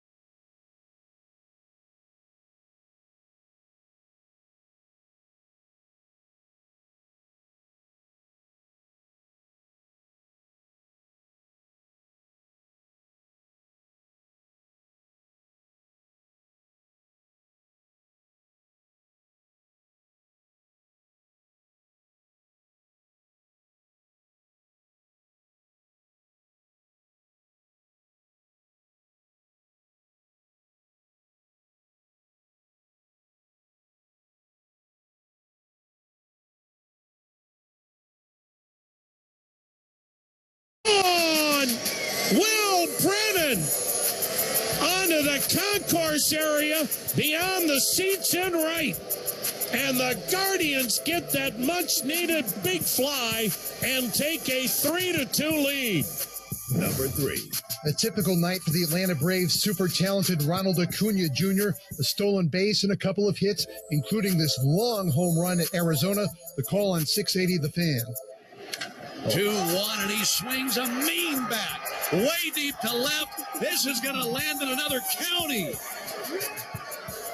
Heads up in Flagstaff. Ronald Acuna goes way downtown for a home run, his 12th of the year. Number 2.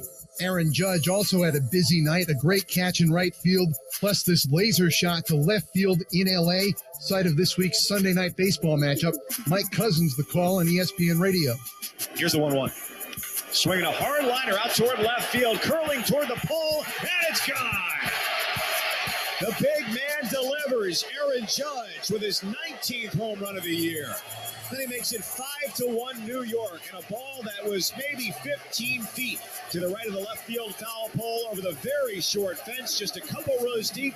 But that's all he needed. A leadoff home run for Aaron Judge. Number 1.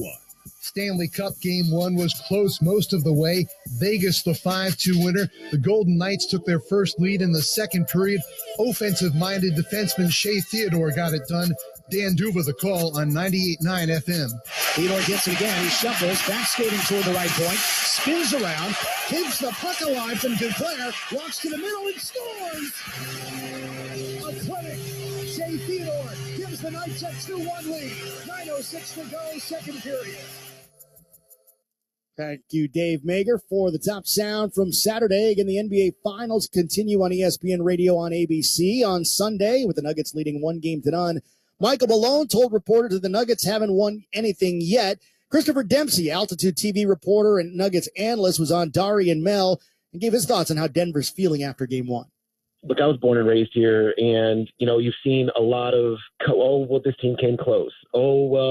This happened, and they weren't able to get it done. And you look at this basketball team, and I think this is, in my 48 years of life, I think this is the most belief the fan base has ever had in a Nuggets basketball team. And after Game 1, there was a little bit of a sigh of relief because you get to this point, and you don't want to see a team fall flat on its face. They did, as you just mentioned, they did the exact opposite of that. They played really, really well. And I think for the fan base, they're just kind of crossing fingers that they can keep doing this until they get 4 victories, and it would be a really big deal around here for the Nuggets to win an NBA title. Game 2 of the NBA Finals continues on ABC and here on ESPN Radio, the Miami Heat and the Denver Nuggets, with our coverage beginning at 7 Eastern. Next up, best week ever to get your sports Sunday started.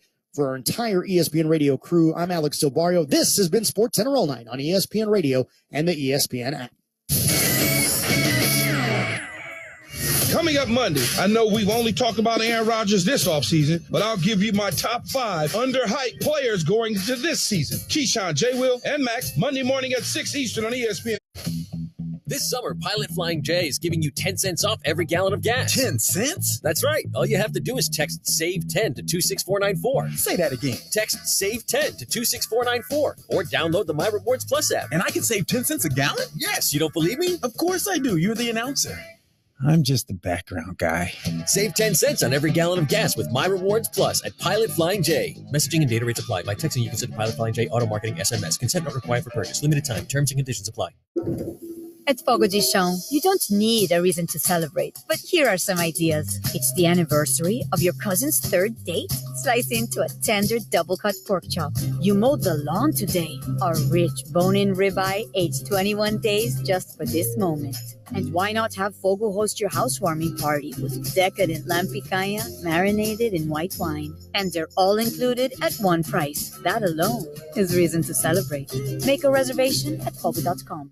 July 26th, Lil Baby presents It's Only Us Tour. Made it out the treasure, this type of life I can't get used to. Get ready for an epic summer. Lil Baby's IOU Tour has finally touched down. It's Lil Baby live in concert featuring the King Low Brilla, Glossa, Rilo, Rod Treat, and Honcha. At Toyota Center. Tickets are on sale now at ToyotaCenter.com. Brought to you by Mammoth Lot and AG Toy. My ride smells just right, just right, just right, just right. Y'all gotta try that Febreze car.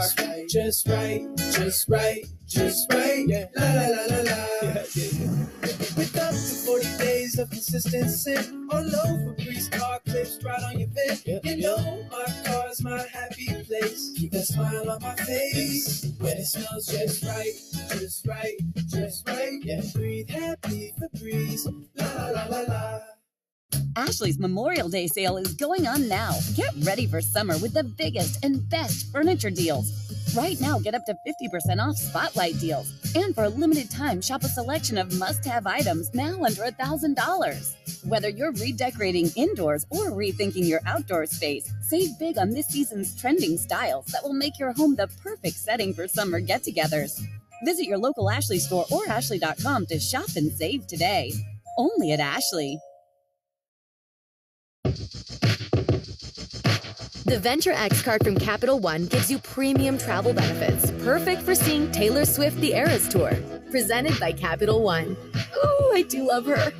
Earn 5 times miles on flights and 10 times miles on hotels through Capital One Travel.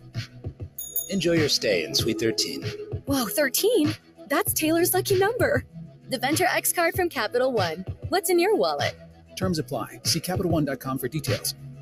Progressive protects more than just your home and car. You could save when you bundle your motorcycles, ATVs, boats, and RVs. Doesn't that sound good?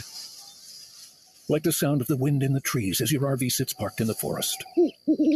Is that the call of the majestic owl?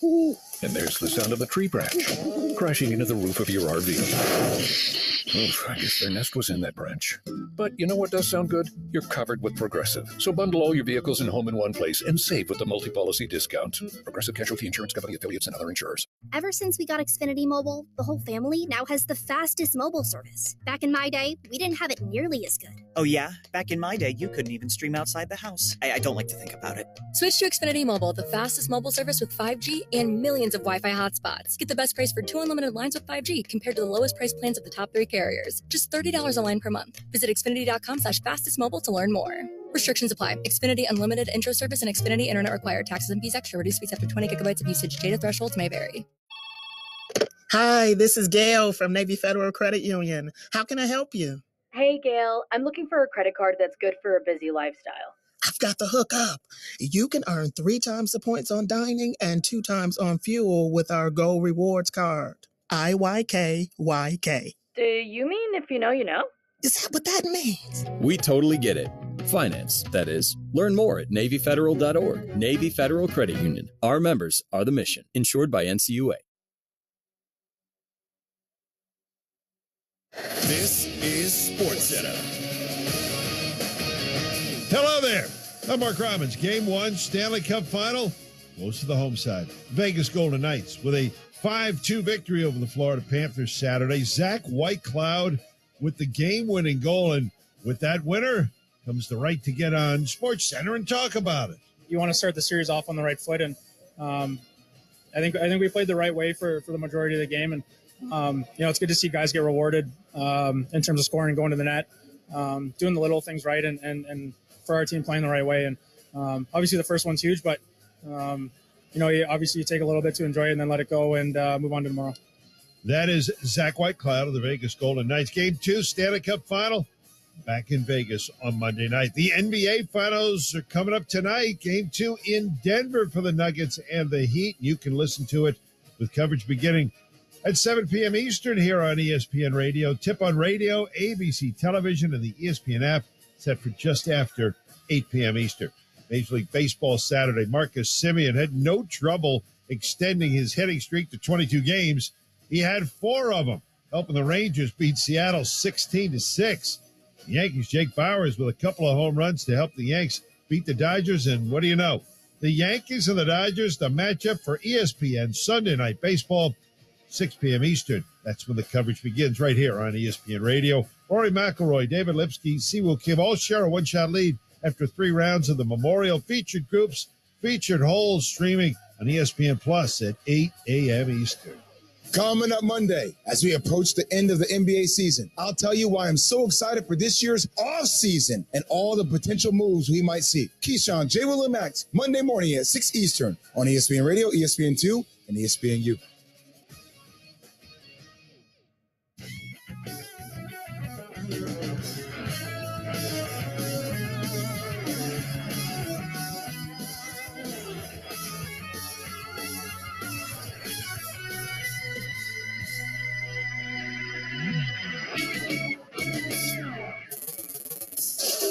This is the best week ever with Peter Burns and Courtney Cronin on ESPN Radio and the ESPN app. Indeed, it is best week ever on ESPN Radio. Peter Burns, Courtney Cronin, always presented by Progressive Insurance, bright-eyed and bushy-tailed. As listen, you guys didn't even want to start the show this morning. I'm hearing this like breakdown of ESPN Rec League softball about how ugly the shirts are, about how Mikey C is basically the Derek Jeter in so many different ways of that league. Very impressive Might be asking stuff. for a trade.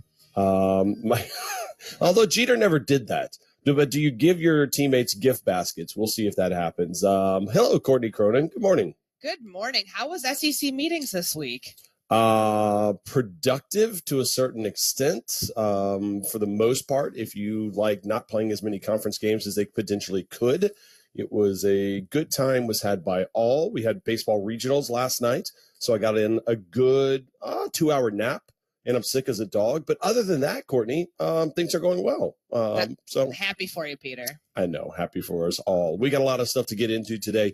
Game 2 of the NBA Finals, and just in case you forgot, because it was like 7 weeks ago that we had Game 1, we'll break down that game coming up in Denver a little bit later. We got Stanley Cup Finals, first game between the Knights and the Panthers. We've got Oklahoma continue to dominate over in the Women's College World Series. And yes, oats. We're talking about oats. I'll get into that in just a little bit. Now, it's time for the biggest story of the week ever. The biggest story of the week ever. All right, traditionally, Courtney, when we start this show, I lead, right? I host the show. I go in. I said, this is what we're talking about. But I'm going to have a choose your own adventure type thing this morning. Do you want to go A, Stanley Cup? Do you want to go Nuggets right now and Heat in Game 2, or do you want to go Oklahoma just absolutely looking like the most dominant team that we've seen in like a century in any sport? Why don't we start with Oklahoma? Let's start with the 50-game win streak. Boom. There it is. Courtesy of ESPN, 49 games in a row. That's what they've won. And then this happened. Malloy grounds to Brito. Ball game. Oklahoma in devastating fashion. A 9-0 run rule win in the winner's bracket to send a message to the rest of the field. These girls haven't lost in 104 days, Courtney. And I've been to Oklahoma City for the Women's College World Series. It's an event I got to cover a couple of years ago. And I'm so upset that Dari Noka and our whole crew get to go up there this year and cover it, because it low-key is one of my favorite events. Although I'm not sure if anybody's going to enjoy it this year, because how damn dominant Patty Gasso's Sooners are this year. They are. And when Dari and I were talking about it yesterday, before he went out to cover that game, we had Kayla Bro on, who's in the booth with him for pre and post. And she was saying that Oklahoma's a team that takes a lot of things personal. I know they have one loss this season, and she predicted the run rule. She predicted that they would end up run ruling Tennessee. I know there was some, not confusion, but just maybe some questioning of Karen Weekly's decision-making about putting Carlin Pickens in to start the game yesterday over their ace, Ashley Rogers. But I don't know if it would have mattered either way with how dominant Oklahoma's been. When you just said that Oklahoma take things personal, I can't help but think the Michael Jordan meme of The Last Dance, and he's like, I took it personal. They are incredible. Again, they haven't lost since early February. In Baylor, they continue to roll 34th shutout of the season. I'm not sure if anybody's going to catch them. FSU also punched their ticket to the semifinals. Like, everybody basically was like, when they looked at the bracket, they go, crap, we're on Oklahoma's side of the bracket. And even the bracket flips. So Oklahoma's like, peekaboo, like anywhere you go, we're going to beat you down. They are headed out to win another, would be back-to-back-to-back titles for the Sooners. I'm going to flip it on the other side. I know nothing about hockey. I fully disclose that. However, here on ESPN, I will at least play the highlights of 94-year-old Eric Stahl. I think I played with him on NHL 94. Right off the bat, shorthanded goal courtesy of 560 WQAM. Over on the far side, Riley Smith. His pass picked off. There wasn't much behind that one. And Anton Lundell scoots along down to our right. Looks to the far circle. Trying to wrap it around. They score. It's Eric Stahl. A short-handed goal. And the Panthers strike first with 10:20 to go here in the first period.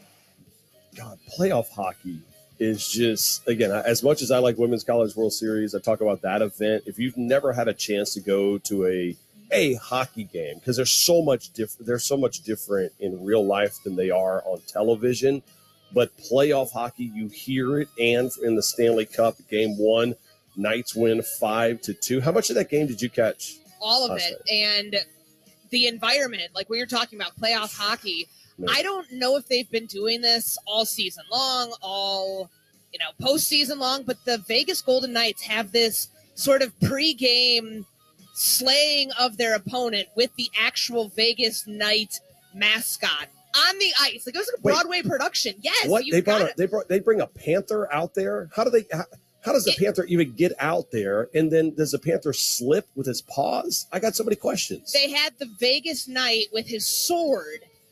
This whole, I was like, what am I watching right now? It was so over the top. They had Michael Buffer out there to get everybody hyped up before the game. Like, it went true Vegas fashion. That's exactly what I would expect if I were to go out to Las Vegas and watch a hockey game of the 1 seed, a team that most people are predicting are going to win this thing. And the way that they took it to Bobrovsky last night, Peter, was just indicative from the very start. Like, they are an incredible team.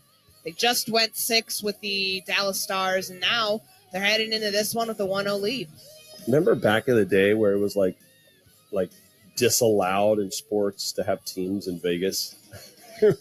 God forbid.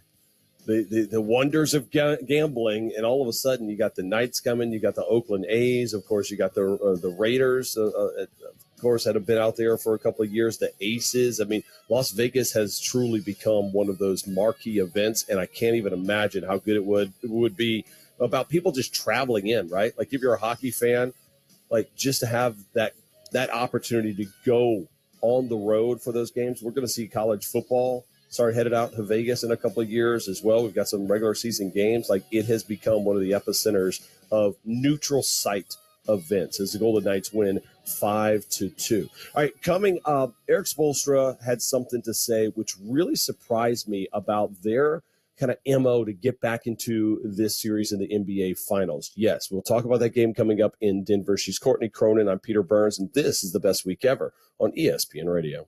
Coming up Monday, my friend Bill Barnwell said the Giants had one of the worst off seasons. Wait till you hear my response. Keyshawn, J. Willimax, Monday morning, 6 Eastern, ESPN Radio, ESPN2, ESPNU. Looking to outfit your home, upgrade your wardrobe, or find that perfect gift? Etsy has it. Shop home, style, and gifts made for all budgets by independent sellers. Use code PROMO10 to get 10% off your first purchase. That's PROMO10. Maximum discount value of $50. Offer ends June 30th, 2023. See terms at Etsy.com/terms. Etsy has it. Shop Etsy.com. Houston Methodist Hospital has always and will always invest in its people. As a leading healthcare organization, Houston Methodist recognizes that supporting its team is at the heart of providing unrivaled care. Houston Methodist Hospital is currently hiring for registered nurses and nurse leaders across specialties. Join Houston Methodist Hospital in the heart of innovation in the Texas Medical Center. To learn more and apply for a nurse job, text HMH to 45991. Whether you're building a new home or replacing the windows in your home, GulfCoastWindows.com. Great company, great customer service, incredible product. Not just to keep the temperature inside what you want to keep it, but also to keep the bad guys out. Windows so strong that a sledgehammer can't even break through them. Lower your energy bills, protect your home. Use a company that's good for our community. GulfCoastWindows.com. Pound 250. Dr. Rick here, with another telltale sign you're turning into your parents. Getting particular about your drive-through order. Don't pull away yet. I like to check the bag because one time they forgot to give me extra ketchup. People are waiting. I'm only seeing 4 nuggets. Wait, nope, there's 5. Progressive can't help you from becoming your parents, but we can help you compare rates on home insurance with Home Quote Explorer. Progressive Casualty Insurance Company affiliates and third-party insurers. Comparison rates not available in all states or situations. Prices vary based on how you buy. Wireless headphones. That'll be $200. I'll use my Capital One Quicksilver card. Now that's a hit. You used the Capital One Quicksilver card, which makes you the hero of every purchase. With Quicksilver, you earn unlimited 1.5% cash back on every purchase everywhere. I wanted running music, but unlimited 1.5% cash back is pretty heroic. Good instincts. Every hero needs a theme song. The Capital One Quicksilver card. What's in your wallet?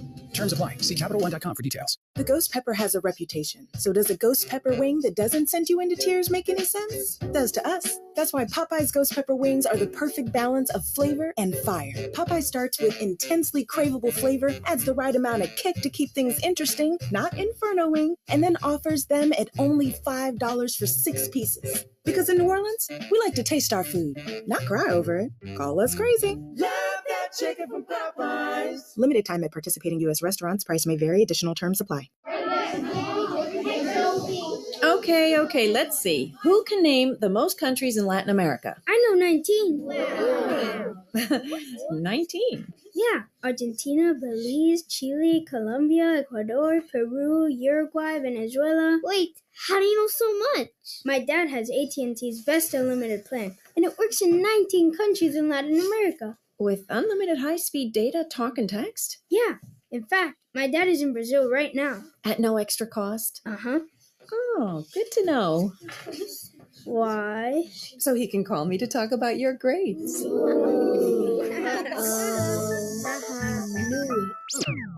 AT&T's unlimited premium plan includes 19 Latin American countries with unlimited high-speed data, talk, and text at no extra cost. Visit an AT&T store for more details.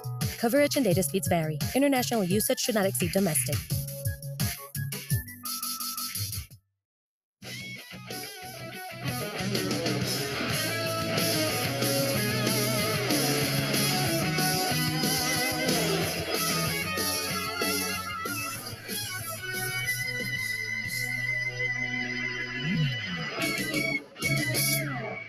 You've never heard the word sweep coming out of my mouth with Miami. This Now one I you're think is saying different. sweep. Yes, I'm saying I'm holding a broom in my hand today. Jokic turns, fades, scores! 27, 10, and 14 for Nikola Jokic in Game 1. The first ever NBA Finals game for the Denver Nuggets is a win. Another triple-double for Jokic. And the Nuggets take Game 1, 104-93, the final over Miami.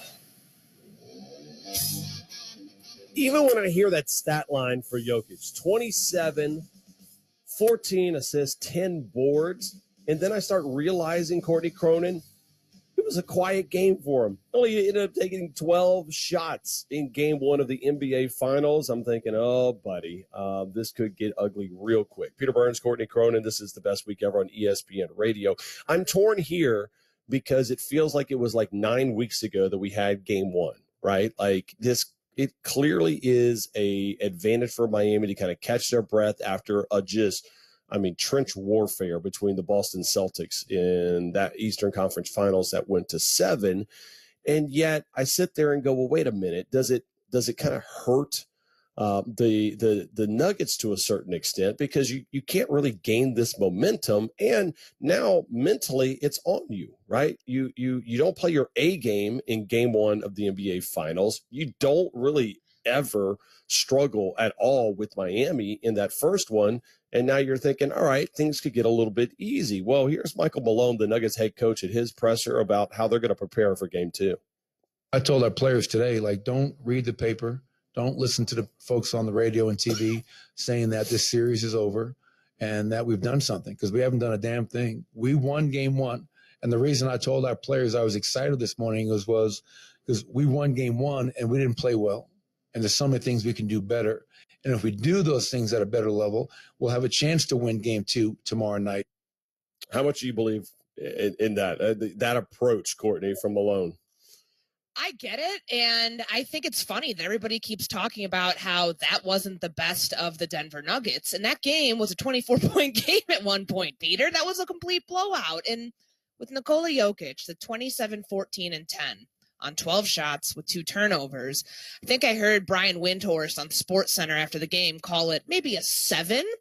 If you can be that efficient in, like, just blink and have a triple-double of that degree, then I worry about what's going to happen to this Miami team if that's not the best that they've seen from the Denver Nuggets, because they can find ways to beat you.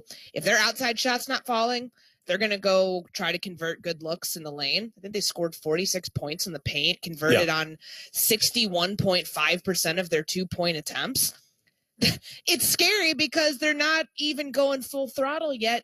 And yet that game was never once in question, despite Kyle Lowry and the late surge in the fourth quarter to get it within a more manageable score. Yeah, and I mean, listen, Malone talked about it when they went 5 of 16 in open threes. He's like, how many times in the ball center where they play at home and they're in Denver, are they ever going to have that bad of a shooting night?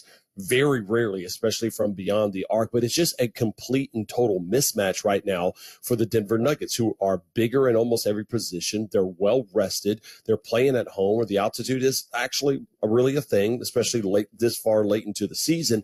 And I would argue that was the perfect win in game 1 for the Denver Nuggets, right? You get up 24-point lead, you're rolling, and yet when Miami chose to go a little bit more to the zone and slow them down in the fourth quarter, like I talk to coaches about this all the time, and you do as well, Courtney. How many times do coaches love to come in and have an easy win, but they kind of let the lead whittle away late because then they could get fired up in film study. Then all of a sudden they can say, look what happens. Mm-hmm. We show up like this, Miami's going to be after us. And so it's a perfect win for the Denver Nuggets. On the flip side, I love this from Eric Spoelstra, though. Here's what he had to say NBA Finals on ESPN Radio on how in the hell the Heat are going to bounce back in game 2. It's this disposition that, that's number one. And our guys bring it. We have a competitive spirit that's second to none in this league. But there's also something that you have to do over the top. Of just figuring things out in real time. And it's that competitive spirit that has to, deal with a lot of different things with great talent, with great passing, they're very well coached. We didn't expect it to be easy, in the finals. And our group just has this way of overcoming whatever is necessary. And then getting a win at the end. And we weren't able to do that. And you do have to credit Denver. They played very well. Courtney, when you hear Spoelstra talk about, he's so calm and collected, right? It's like, I knew Pat Riley was chill, just in his life, but Spo's kind of that same type of like, hey, it is what it is. Like, just, you can see him just like having a glass of like wine, like a nice, like Merlot when he's drinking it, like, and just talking about basketball this way. Any other person, if I hear that going, I don't know how we're going to do it, we just get it done, I'm kind of like, oh, buddy, you were in for it. Yet the way Spo talks about it, I kind of believe him, and he's got the skins of the wall to think that he could get back into. I guarantee whoever asked that question was looking for a more hard and fast answer on this is what we have to do differently. Yeah, got to go bigger. Maybe we get Kevin Love. So it's very kind of touchy-feely, emotional. They're talking about competitive spirit. We got to find that competitive spirit going into game 2 of the finals. And I'm sure there is some truth to that. You don't want to feel like you have no chance against the Goliath of the NBA. But Spo said something similar to this ahead of game 7 in Boston, that he didn't know how, he didn't know what would transpire, but that they would get it done.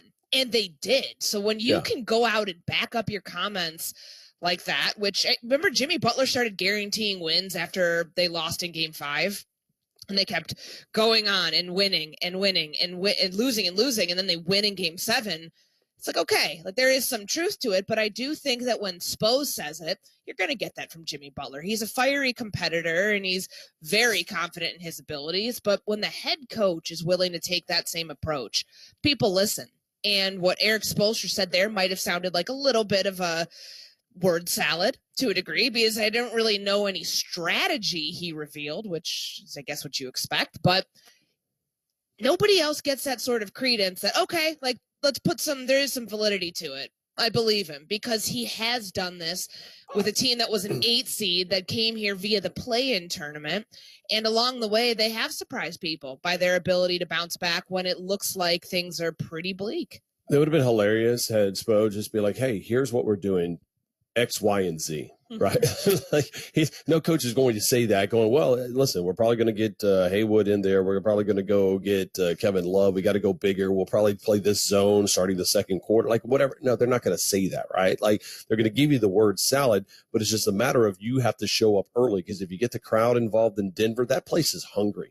And I'm a firm believer that the fans of hungry fan base are teams that haven't been there in a while, that haven't had a chance to experience that success. And the Nuggets have never won a world title in basketball. It's like, come on, like you have to cut through early. The only problem is for the Nuggets is they got to face this guy, Jimmy Butler. Here's what he had to say about how much they're going to change coming up in game 2. Not much. I just think I got to do a better job of getting the ball, demanding the ball, being more aggressive. That's just that, and that'll change come game 2. Yes, they do have some really good defenders, but I've seen really good defenders before. God, he just draws that line. Like very few people walk that line of cocky and confident. And I could go either way with the Miami Heat. Don't really necessarily care, but I don't pull against them. But how do you not pull for Jimmy Butler? Like he's got that Joe Burrow type cool where you're just like, okay, well, I really think it's Nuggets, but you got Jimmy Butler. And he's shown us time and again, don't count him out. Like the whole playoff Jimmy persona, we haven't seen that, Peter, since early on in the series against the Boston Celtics. He can't have another night where he scores 13 points. He can't have another night where he doesn't get to the free throw line. And he knows that, which, you know, when he's asked, like, what are you going to change? And he says, not much. I think that's the right approach because he knows what he has to do. There doesn't need to be a mindset shift. There has to be an execution shift. This team can't shoot 62 jumpers and only convert on a couple of them, and their role players need to show up. You don't think they know that? They absolutely do. And Jimmy Butler, is he your favorite player in the league right now? I'm just talking about top to bottom. Like LeBron, of course, always has the numbers. Sure. Steph is fun, but I feel like Jimmy, you know, kind of slept on a little bit earlier in his career. And then all of a sudden we're like, all right, yeah, this is kind of a cool story. But now this run in the finals and the way he's handled it as well. I mean, listen, there's a big void now that, you know, I thought John Morant was going to be that guy. And clearly that's not going to be the case. I mean, there could be worse people that are running the logo right now as you're kind of passing the torch in this league. He's easy to get behind. And that's not just because I grew up a Bulls fan and wish that they wouldn't have traded him away and want to see him be successful wherever he is, whether it's on another team or on my team. But his path is so relatable, like in that true underdog fashion, the way that he got to this peak and the quiet confidence that sometimes is not so quiet, but it's never really like in your face obnoxious. That's why people like him. And that's why he's so easy to root for. Game 2 NBA Finals tonight, presented by Indeed, 7:30 p.m. Eastern on most ESPN radio stations and on Sirius XM Channel 80. We talked about John Morant, Adam Silver with some very interesting comments. We'll discuss that next. ESPN Radio. Interleague rivals go head-to-head at Dodger Stadium. Aaron Judge and the New York Yankees continue a West Coast trip in Los Angeles, where they'll face Freddie Freeman and the Dodgers. Coverage begins today at 6 Eastern on ESPN Radio and on ESPN. You can also listen on the ESPN app and on your smart speaker. Shop Etsy.com. Shop home, style, and gifts made for all budgets and occasions. Use code PROMO10 for 10% off your first purchase. Maximum discount value of $50. Offer ends June 30th, 2023. Terms at Etsy.com/terms. Etsy has it. Houston Methodist Hospital has always, and will always, invest in its people. As a leading healthcare organization, Houston Methodist recognizes that supporting its team is at the heart of providing unrivaled care. Houston Methodist Hospital is currently hiring for registered nurses and nurse leaders across specialties. Join Houston Methodist Hospital in the heart of innovation in the Texas Medical Center. To learn more and apply for a nurse job, text HMH to 45991. July 26th, Lil Baby presents It's Only Us Tour. Made it out the trenches, this type of life I can't get used to. Get ready for an epic summer. Lil Baby's IOU Tour has finally touched down. It's Lil Baby live in concert featuring the Kid Laroi, Glossa, Rilo, Rod Treatment, and Honcha. At Toyota Center. Tickets are on sale now at toyotacenter.com. Brought to you by Mammoth Live and AG Toy. Summer is here. Come celebrate American Furniture Warehouse's 4th of July event. This year, American Furniture Warehouse was awarded the honor of being one of the most trustworthy retailers in America by Newsweek. So, shop with confidence and find the latest styles featuring the best brands from around the world at unbeatable prices. AFW's huge warehouses are full of inventory, so you can buy and take it home the same day. Visit any of their beautiful showrooms within the Houston area or shop online at afw.com. Sip into our world. Polar Seltzer. Just water, bubbles, and great taste. Refreshingly natural Polar Seltzer. Available at Target. Okay, let's see. Who can name the most countries in Latin America? Me! Argentina, Belize, Colombia. Wait, how do you know so much? My dad has AT&T's best unlimited plan, and it works in 19 countries in Latin America. I need that plan and a vacation. AT&T's unlimited premium plan includes 19 Latin American countries with unlimited high-speed data, talk, and text at no extra cost. Visit an AT&T store for more details. Coverage and data speeds vary. International usage should not exceed domestic. When you download the Kroger app, you have easy access to savings every day. Shop weekly sales and get personalized coupons to get the most value out of every trip, every time, whether you shop in-store or online. Download the Kroger app now to save big. Kroger, fresh for everyone. Must have a digital account to redeem offers. Restrictions may apply. See site for details. Choose from a great selection of digital coupons and use them up to 5 times in one transaction. Check our app for details. Kroger, fresh for everyone.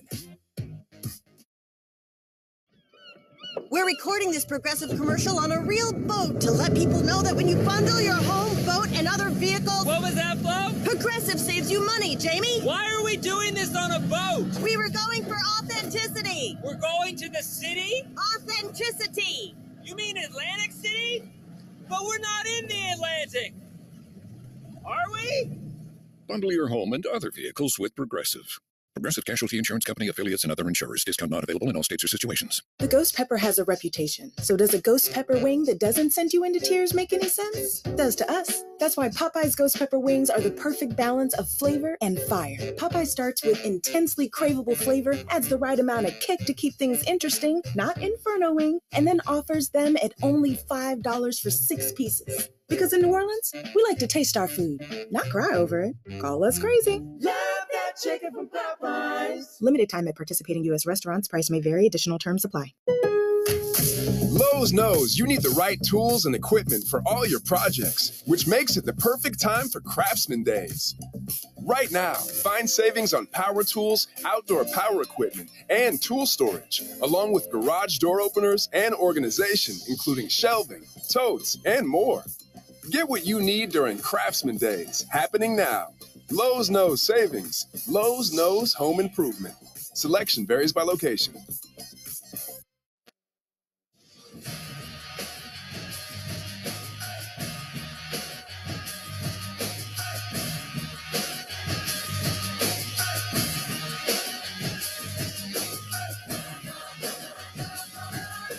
This is SportsCenter.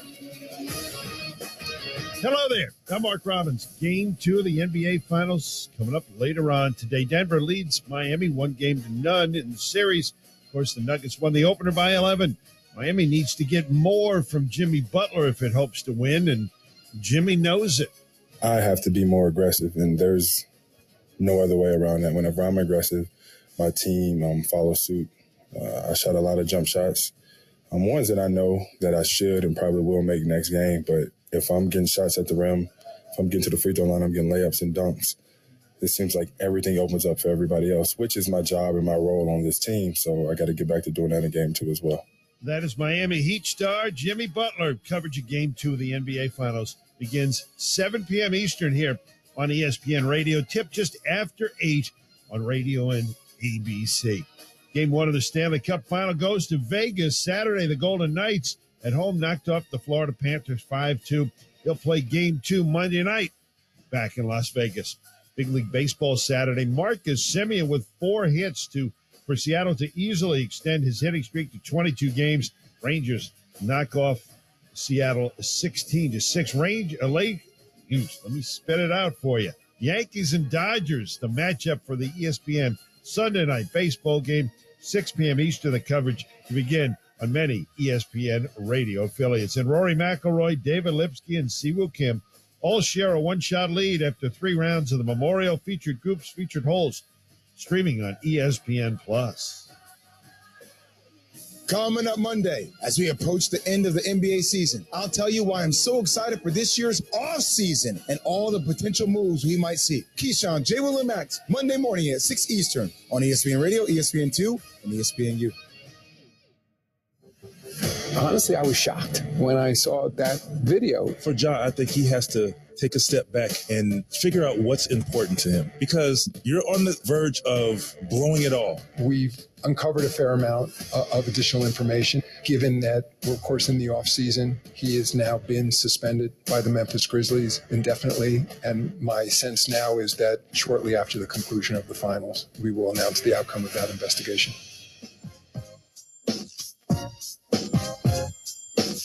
Best week ever. Peter Burns, Courtney Cronin. We hear Adam Silver talking about Ja Morant, which is so funny. He's like, I don't want to overshadow the NBA finals that are going on, right? We got the Nuggets. We're looking for their first world title. We've got the Heat, this great gritty 8 seed that nobody gave a chance to get there. I don't want to overshadow our best product. So therefore, I'll tell you that there's going to be additional information we found out about Ja Morant, and we will, at a certain time, we will give you that information. And Courtney, it's so funny because, I guess maybe not funny, but it's interesting to me that Adam Silver normally has his pulse on the sport probably as good as any other commissioner, right? I always feel like Adam Silver does a good job with the back and forth between his players, the owners, the fans, all of that. And this is one of the rare missteps, I thought, from Silver to even bring something up. Now, I guess I do like his transparency, saying, listen, more stuff has come up. But just in the fact of when I heard that there was, additional information in an investigation, I'm like, oh, do tell.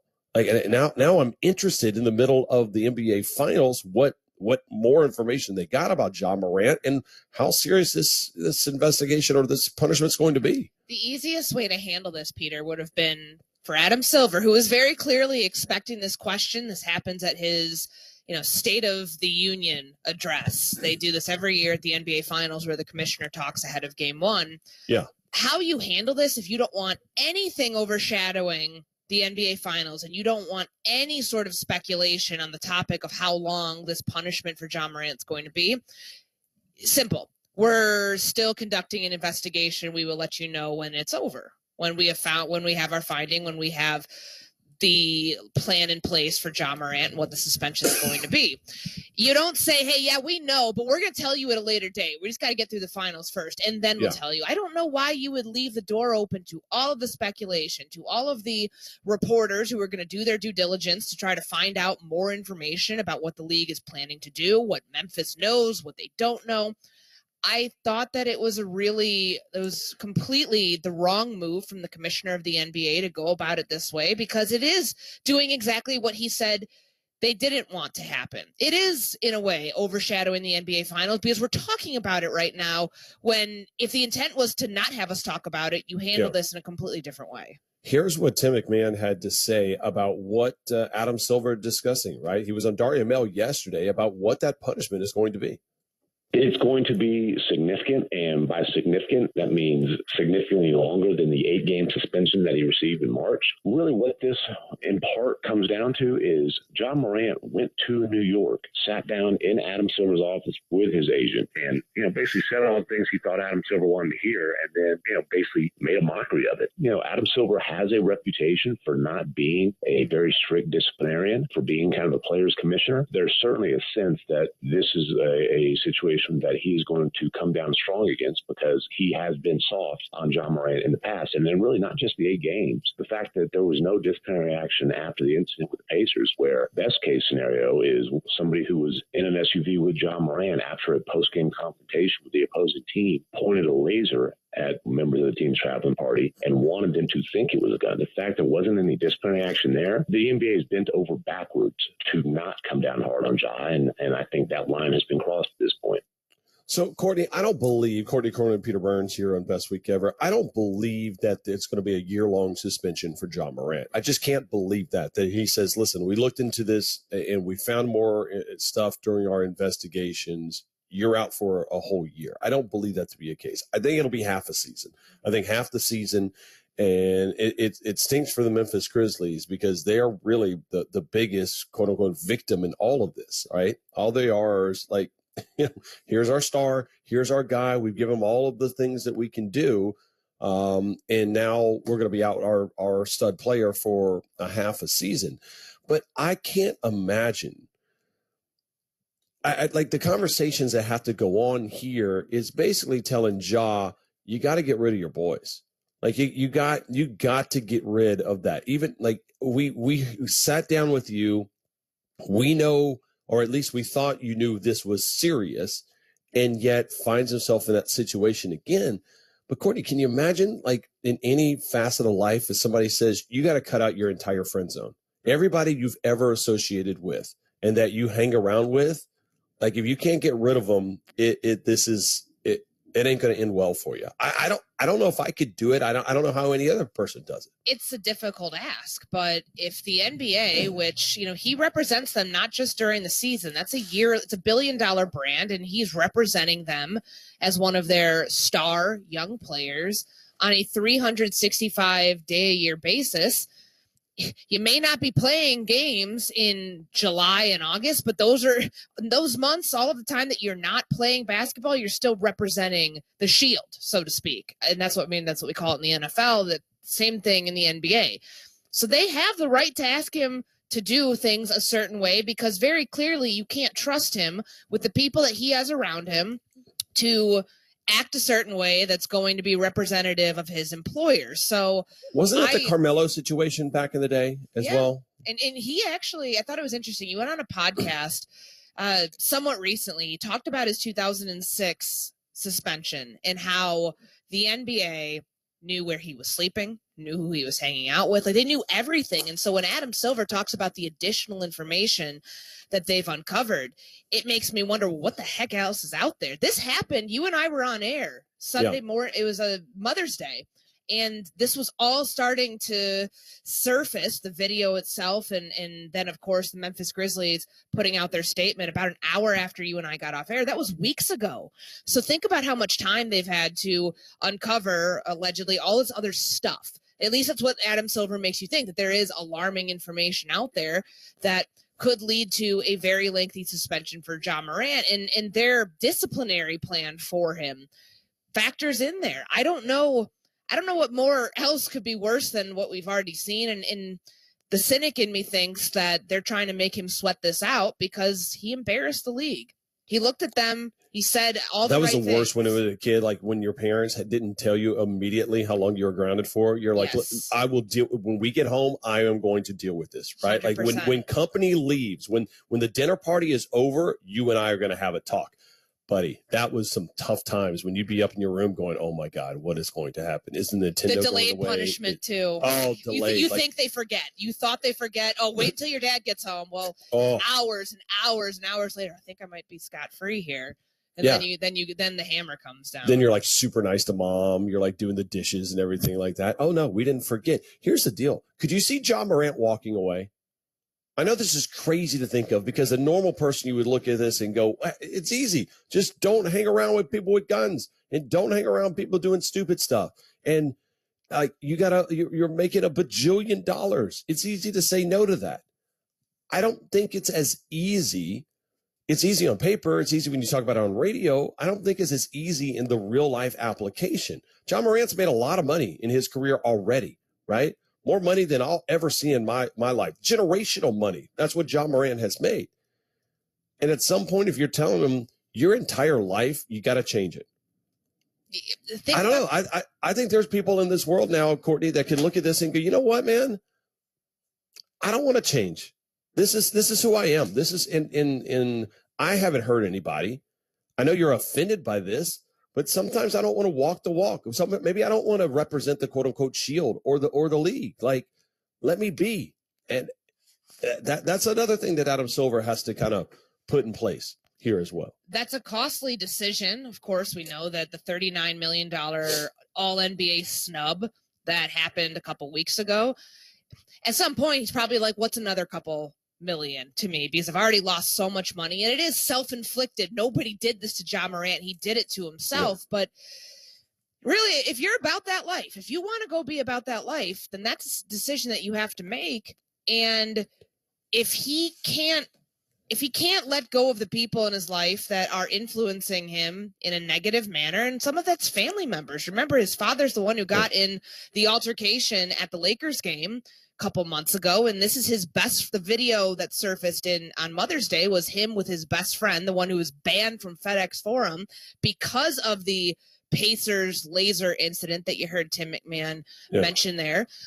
If you're saying you're going to strip me of everybody that's in my inner circle and tell me to either find new people or just deal with it alone, I think that you might be onto something, that it's not as easy as saying, okay, I'll do that, and then I'll just play NBA. I'll be happy and I'll be fine making millions. Like, if you're telling me I have to change my identity, I think that John Morant might have to give that a little bit of thought if he really wants to go down that route. I mean, the opposite side of this is that, I'm surprised that we don't have anything coming out of John Morant's camp that says John's thinking about walking away from the game, like out of loyalty to his friends and family, whether or not you believe that to be the case, whether or not, just to be it out there. Because if you're going to sit there and go, hey, he's thinking about maybe walking away, it could be in play more so than you think. It's tough to get rid of people that you're surrounded, even if you aren't quote unquote about that life. What if you are about the loyalty to those people? No matter what you or I think about those people, that's nothing. It's a matter of what John Morant thinks about the people that he surrounds himself, and if he's loyal to them. Very he's got to live with that. He's got to live with the decision if he does walk away from the people that he came up with, the people that very likely were his support system to get to this point of being one of the core young stars in the NBA. If you want to walk away from that, because at some point those people are no longer serving the image that the NBA wants you to have, then that's a very tough pill to swallow. All right, it's a Sunday morning. You're probably out there getting coffee, donuts. Let's smile a little bit more. Some happy stuff going on in the world of sports coming up, including one thing about a video game that blew my mind. It plays into the NBA Finals. I'll tell you what that is coming up next here, ESPN Radio. Coming up Monday, I know we've only talked about Aaron Rodgers this offseason, but I'll give you my top 5 underhyped players going into this season. Keyshawn, J. Will, and Max, Monday morning at 6 Eastern on ESPN Radio, ESPN2, ESPNU.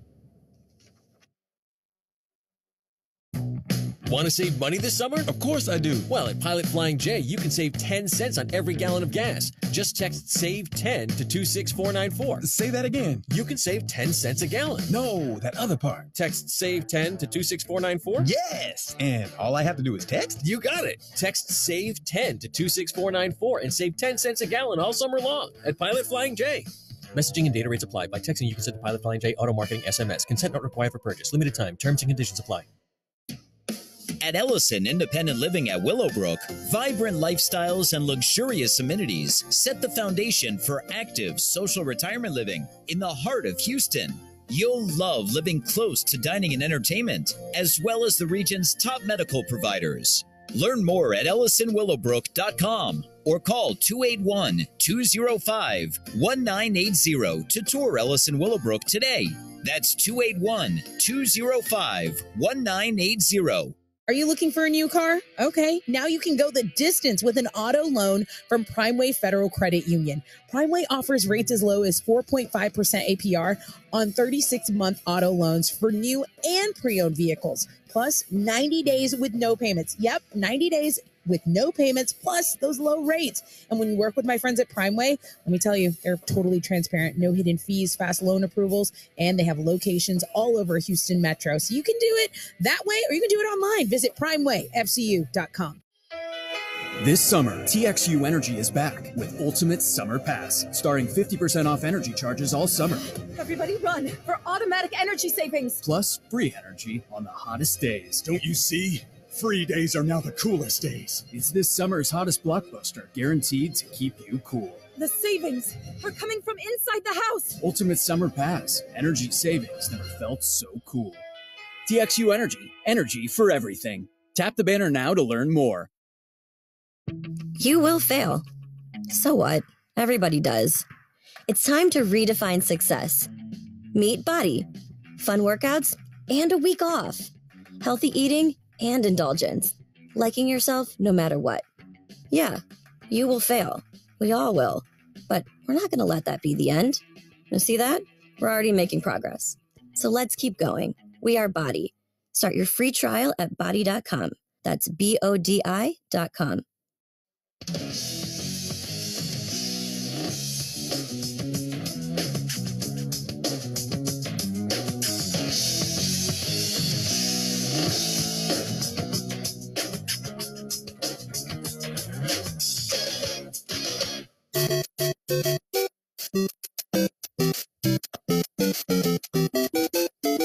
The countdown continues. Courtney Cronin, I'm Peter Burns.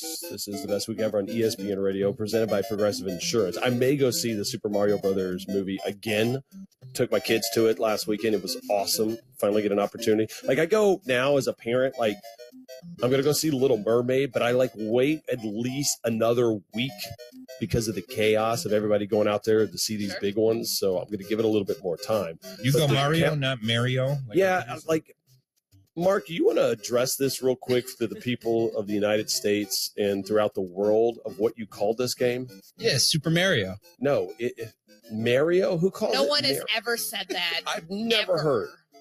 I've heard a few people say it, to be honest. I don't know the people you're hanging around with, but nobody in the continental United States outside of maybe parts of the East Coast says Mario and says Mario. Is that like a New York thing? Could be a Long Island thing. You know, Super Mario Brothers, the Super Mario Brother movie, Mario Kart.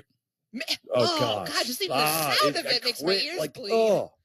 It's like fingernails on the chalkboard and somebody saying Mario Kart. Those are the two worst things I've ever heard in my life. It's Super Mario Brothers. Mario. Do you say Mario Andretti too? You see, that's interesting because it feels like Mario Andretti hits. Am I wrong here, Courtney? If I say Mario Andretti, it's not nearly as offensive as when I hear somebody say Super Mario Brothers. Because he has noted Italian descent. I think we can infer that Mario from Mario Kart has that same sort of thing, but I don't know. Well, now you're making the point for Mario. Now. He's a cartoon, Peter. It's Mario. I can't do it. Mario Andretti. It sounds, I don't know. That flows better than Mario Kart. That's awful. By the way, I'm Cajun, so I don't know which one is even right. 888 say ESPN. If you give us the proper pronunciation of Super Mario Brothers. Oh, that was the saddest sound too. Whenever you would die in that game. By the way, the countdown is on as we are about, I believe, a year away from NCAA football returning, and I'm fired up. If I'm still blessed enough to do this show, we're going to be turning in one of these Sunday mornings into a 3-hour love fest for when EA Sports brings this game. Because I'm not lying, Courtney.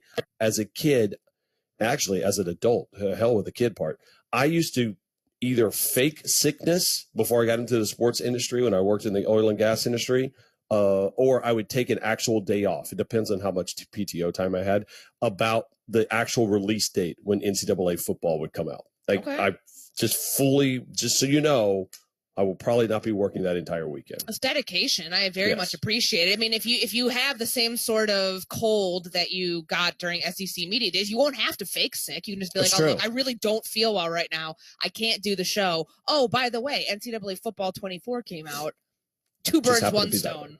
So it used to be that when Call of Duty would come out, and it used to be when NCAA football would come out, I would get the magical video game flu. All right, it is time for a little rapid fire water cooler. Let's take it away, Mario. Rapid fire water cooler.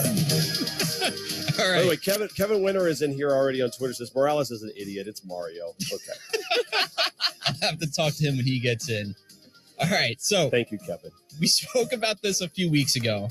Kind of tragic a little bit. Horse racing will be suspended at Churchill Downs and move to a different Kentucky racetrack as federal and state regulators continue to investigate the deaths of 12 horses at Churchill in the past 5 weeks. The company said in a statement on Friday. So I have to ask you guys. Mark, did you legitimately go from us having a conversation about Super Mario Brothers and NCAA football to a fun music bed and then, hey, a bunch of horses died? Like that's a Mario Andretti type turn there. Yes. Just like out of nowhere. Yeah, so we were talking about it a few weeks ago, so I figured why not bring it back? Some new news came out about it. Yeah, but bring it back. But like you got to do it like the second question. Like give me like float me down to the Churchill Downs like horses perishing type deal. Like you can't just like drop this right on me. All right, so why don't we go here? How about this? Aaron Judge. Thank you. Aaron Judge broke the Dodgers outfield wall yesterday while making arguably the catch of the year. Here's what it sounded like on ESPN Radio. 2-2. Swinging a high fly out to right. It chases Judge back. He's at the warning track. He leaps. And did he get it? He runs into the wall of the bullpen. And he got it as he extended the glove. He ran into the bullpen door and made the catch. He may have broken the lock on the door because he has a hefty frame out there, but he makes the catch at the wall. So I have to ask you guys, is he the best player in baseball right now? I mean, the numbers don't lie. It has been solid to watch, right? And I mean, how about the guy bets on himself, Courtney, and then has this monster season, continues to back it up. And he's the reason why people are buying tickets to go to Yankees game. And people just like randomly, like, I want to see somebody play. We're looking for that guy. He plays in the biggest market. Aaron Judge is a stud.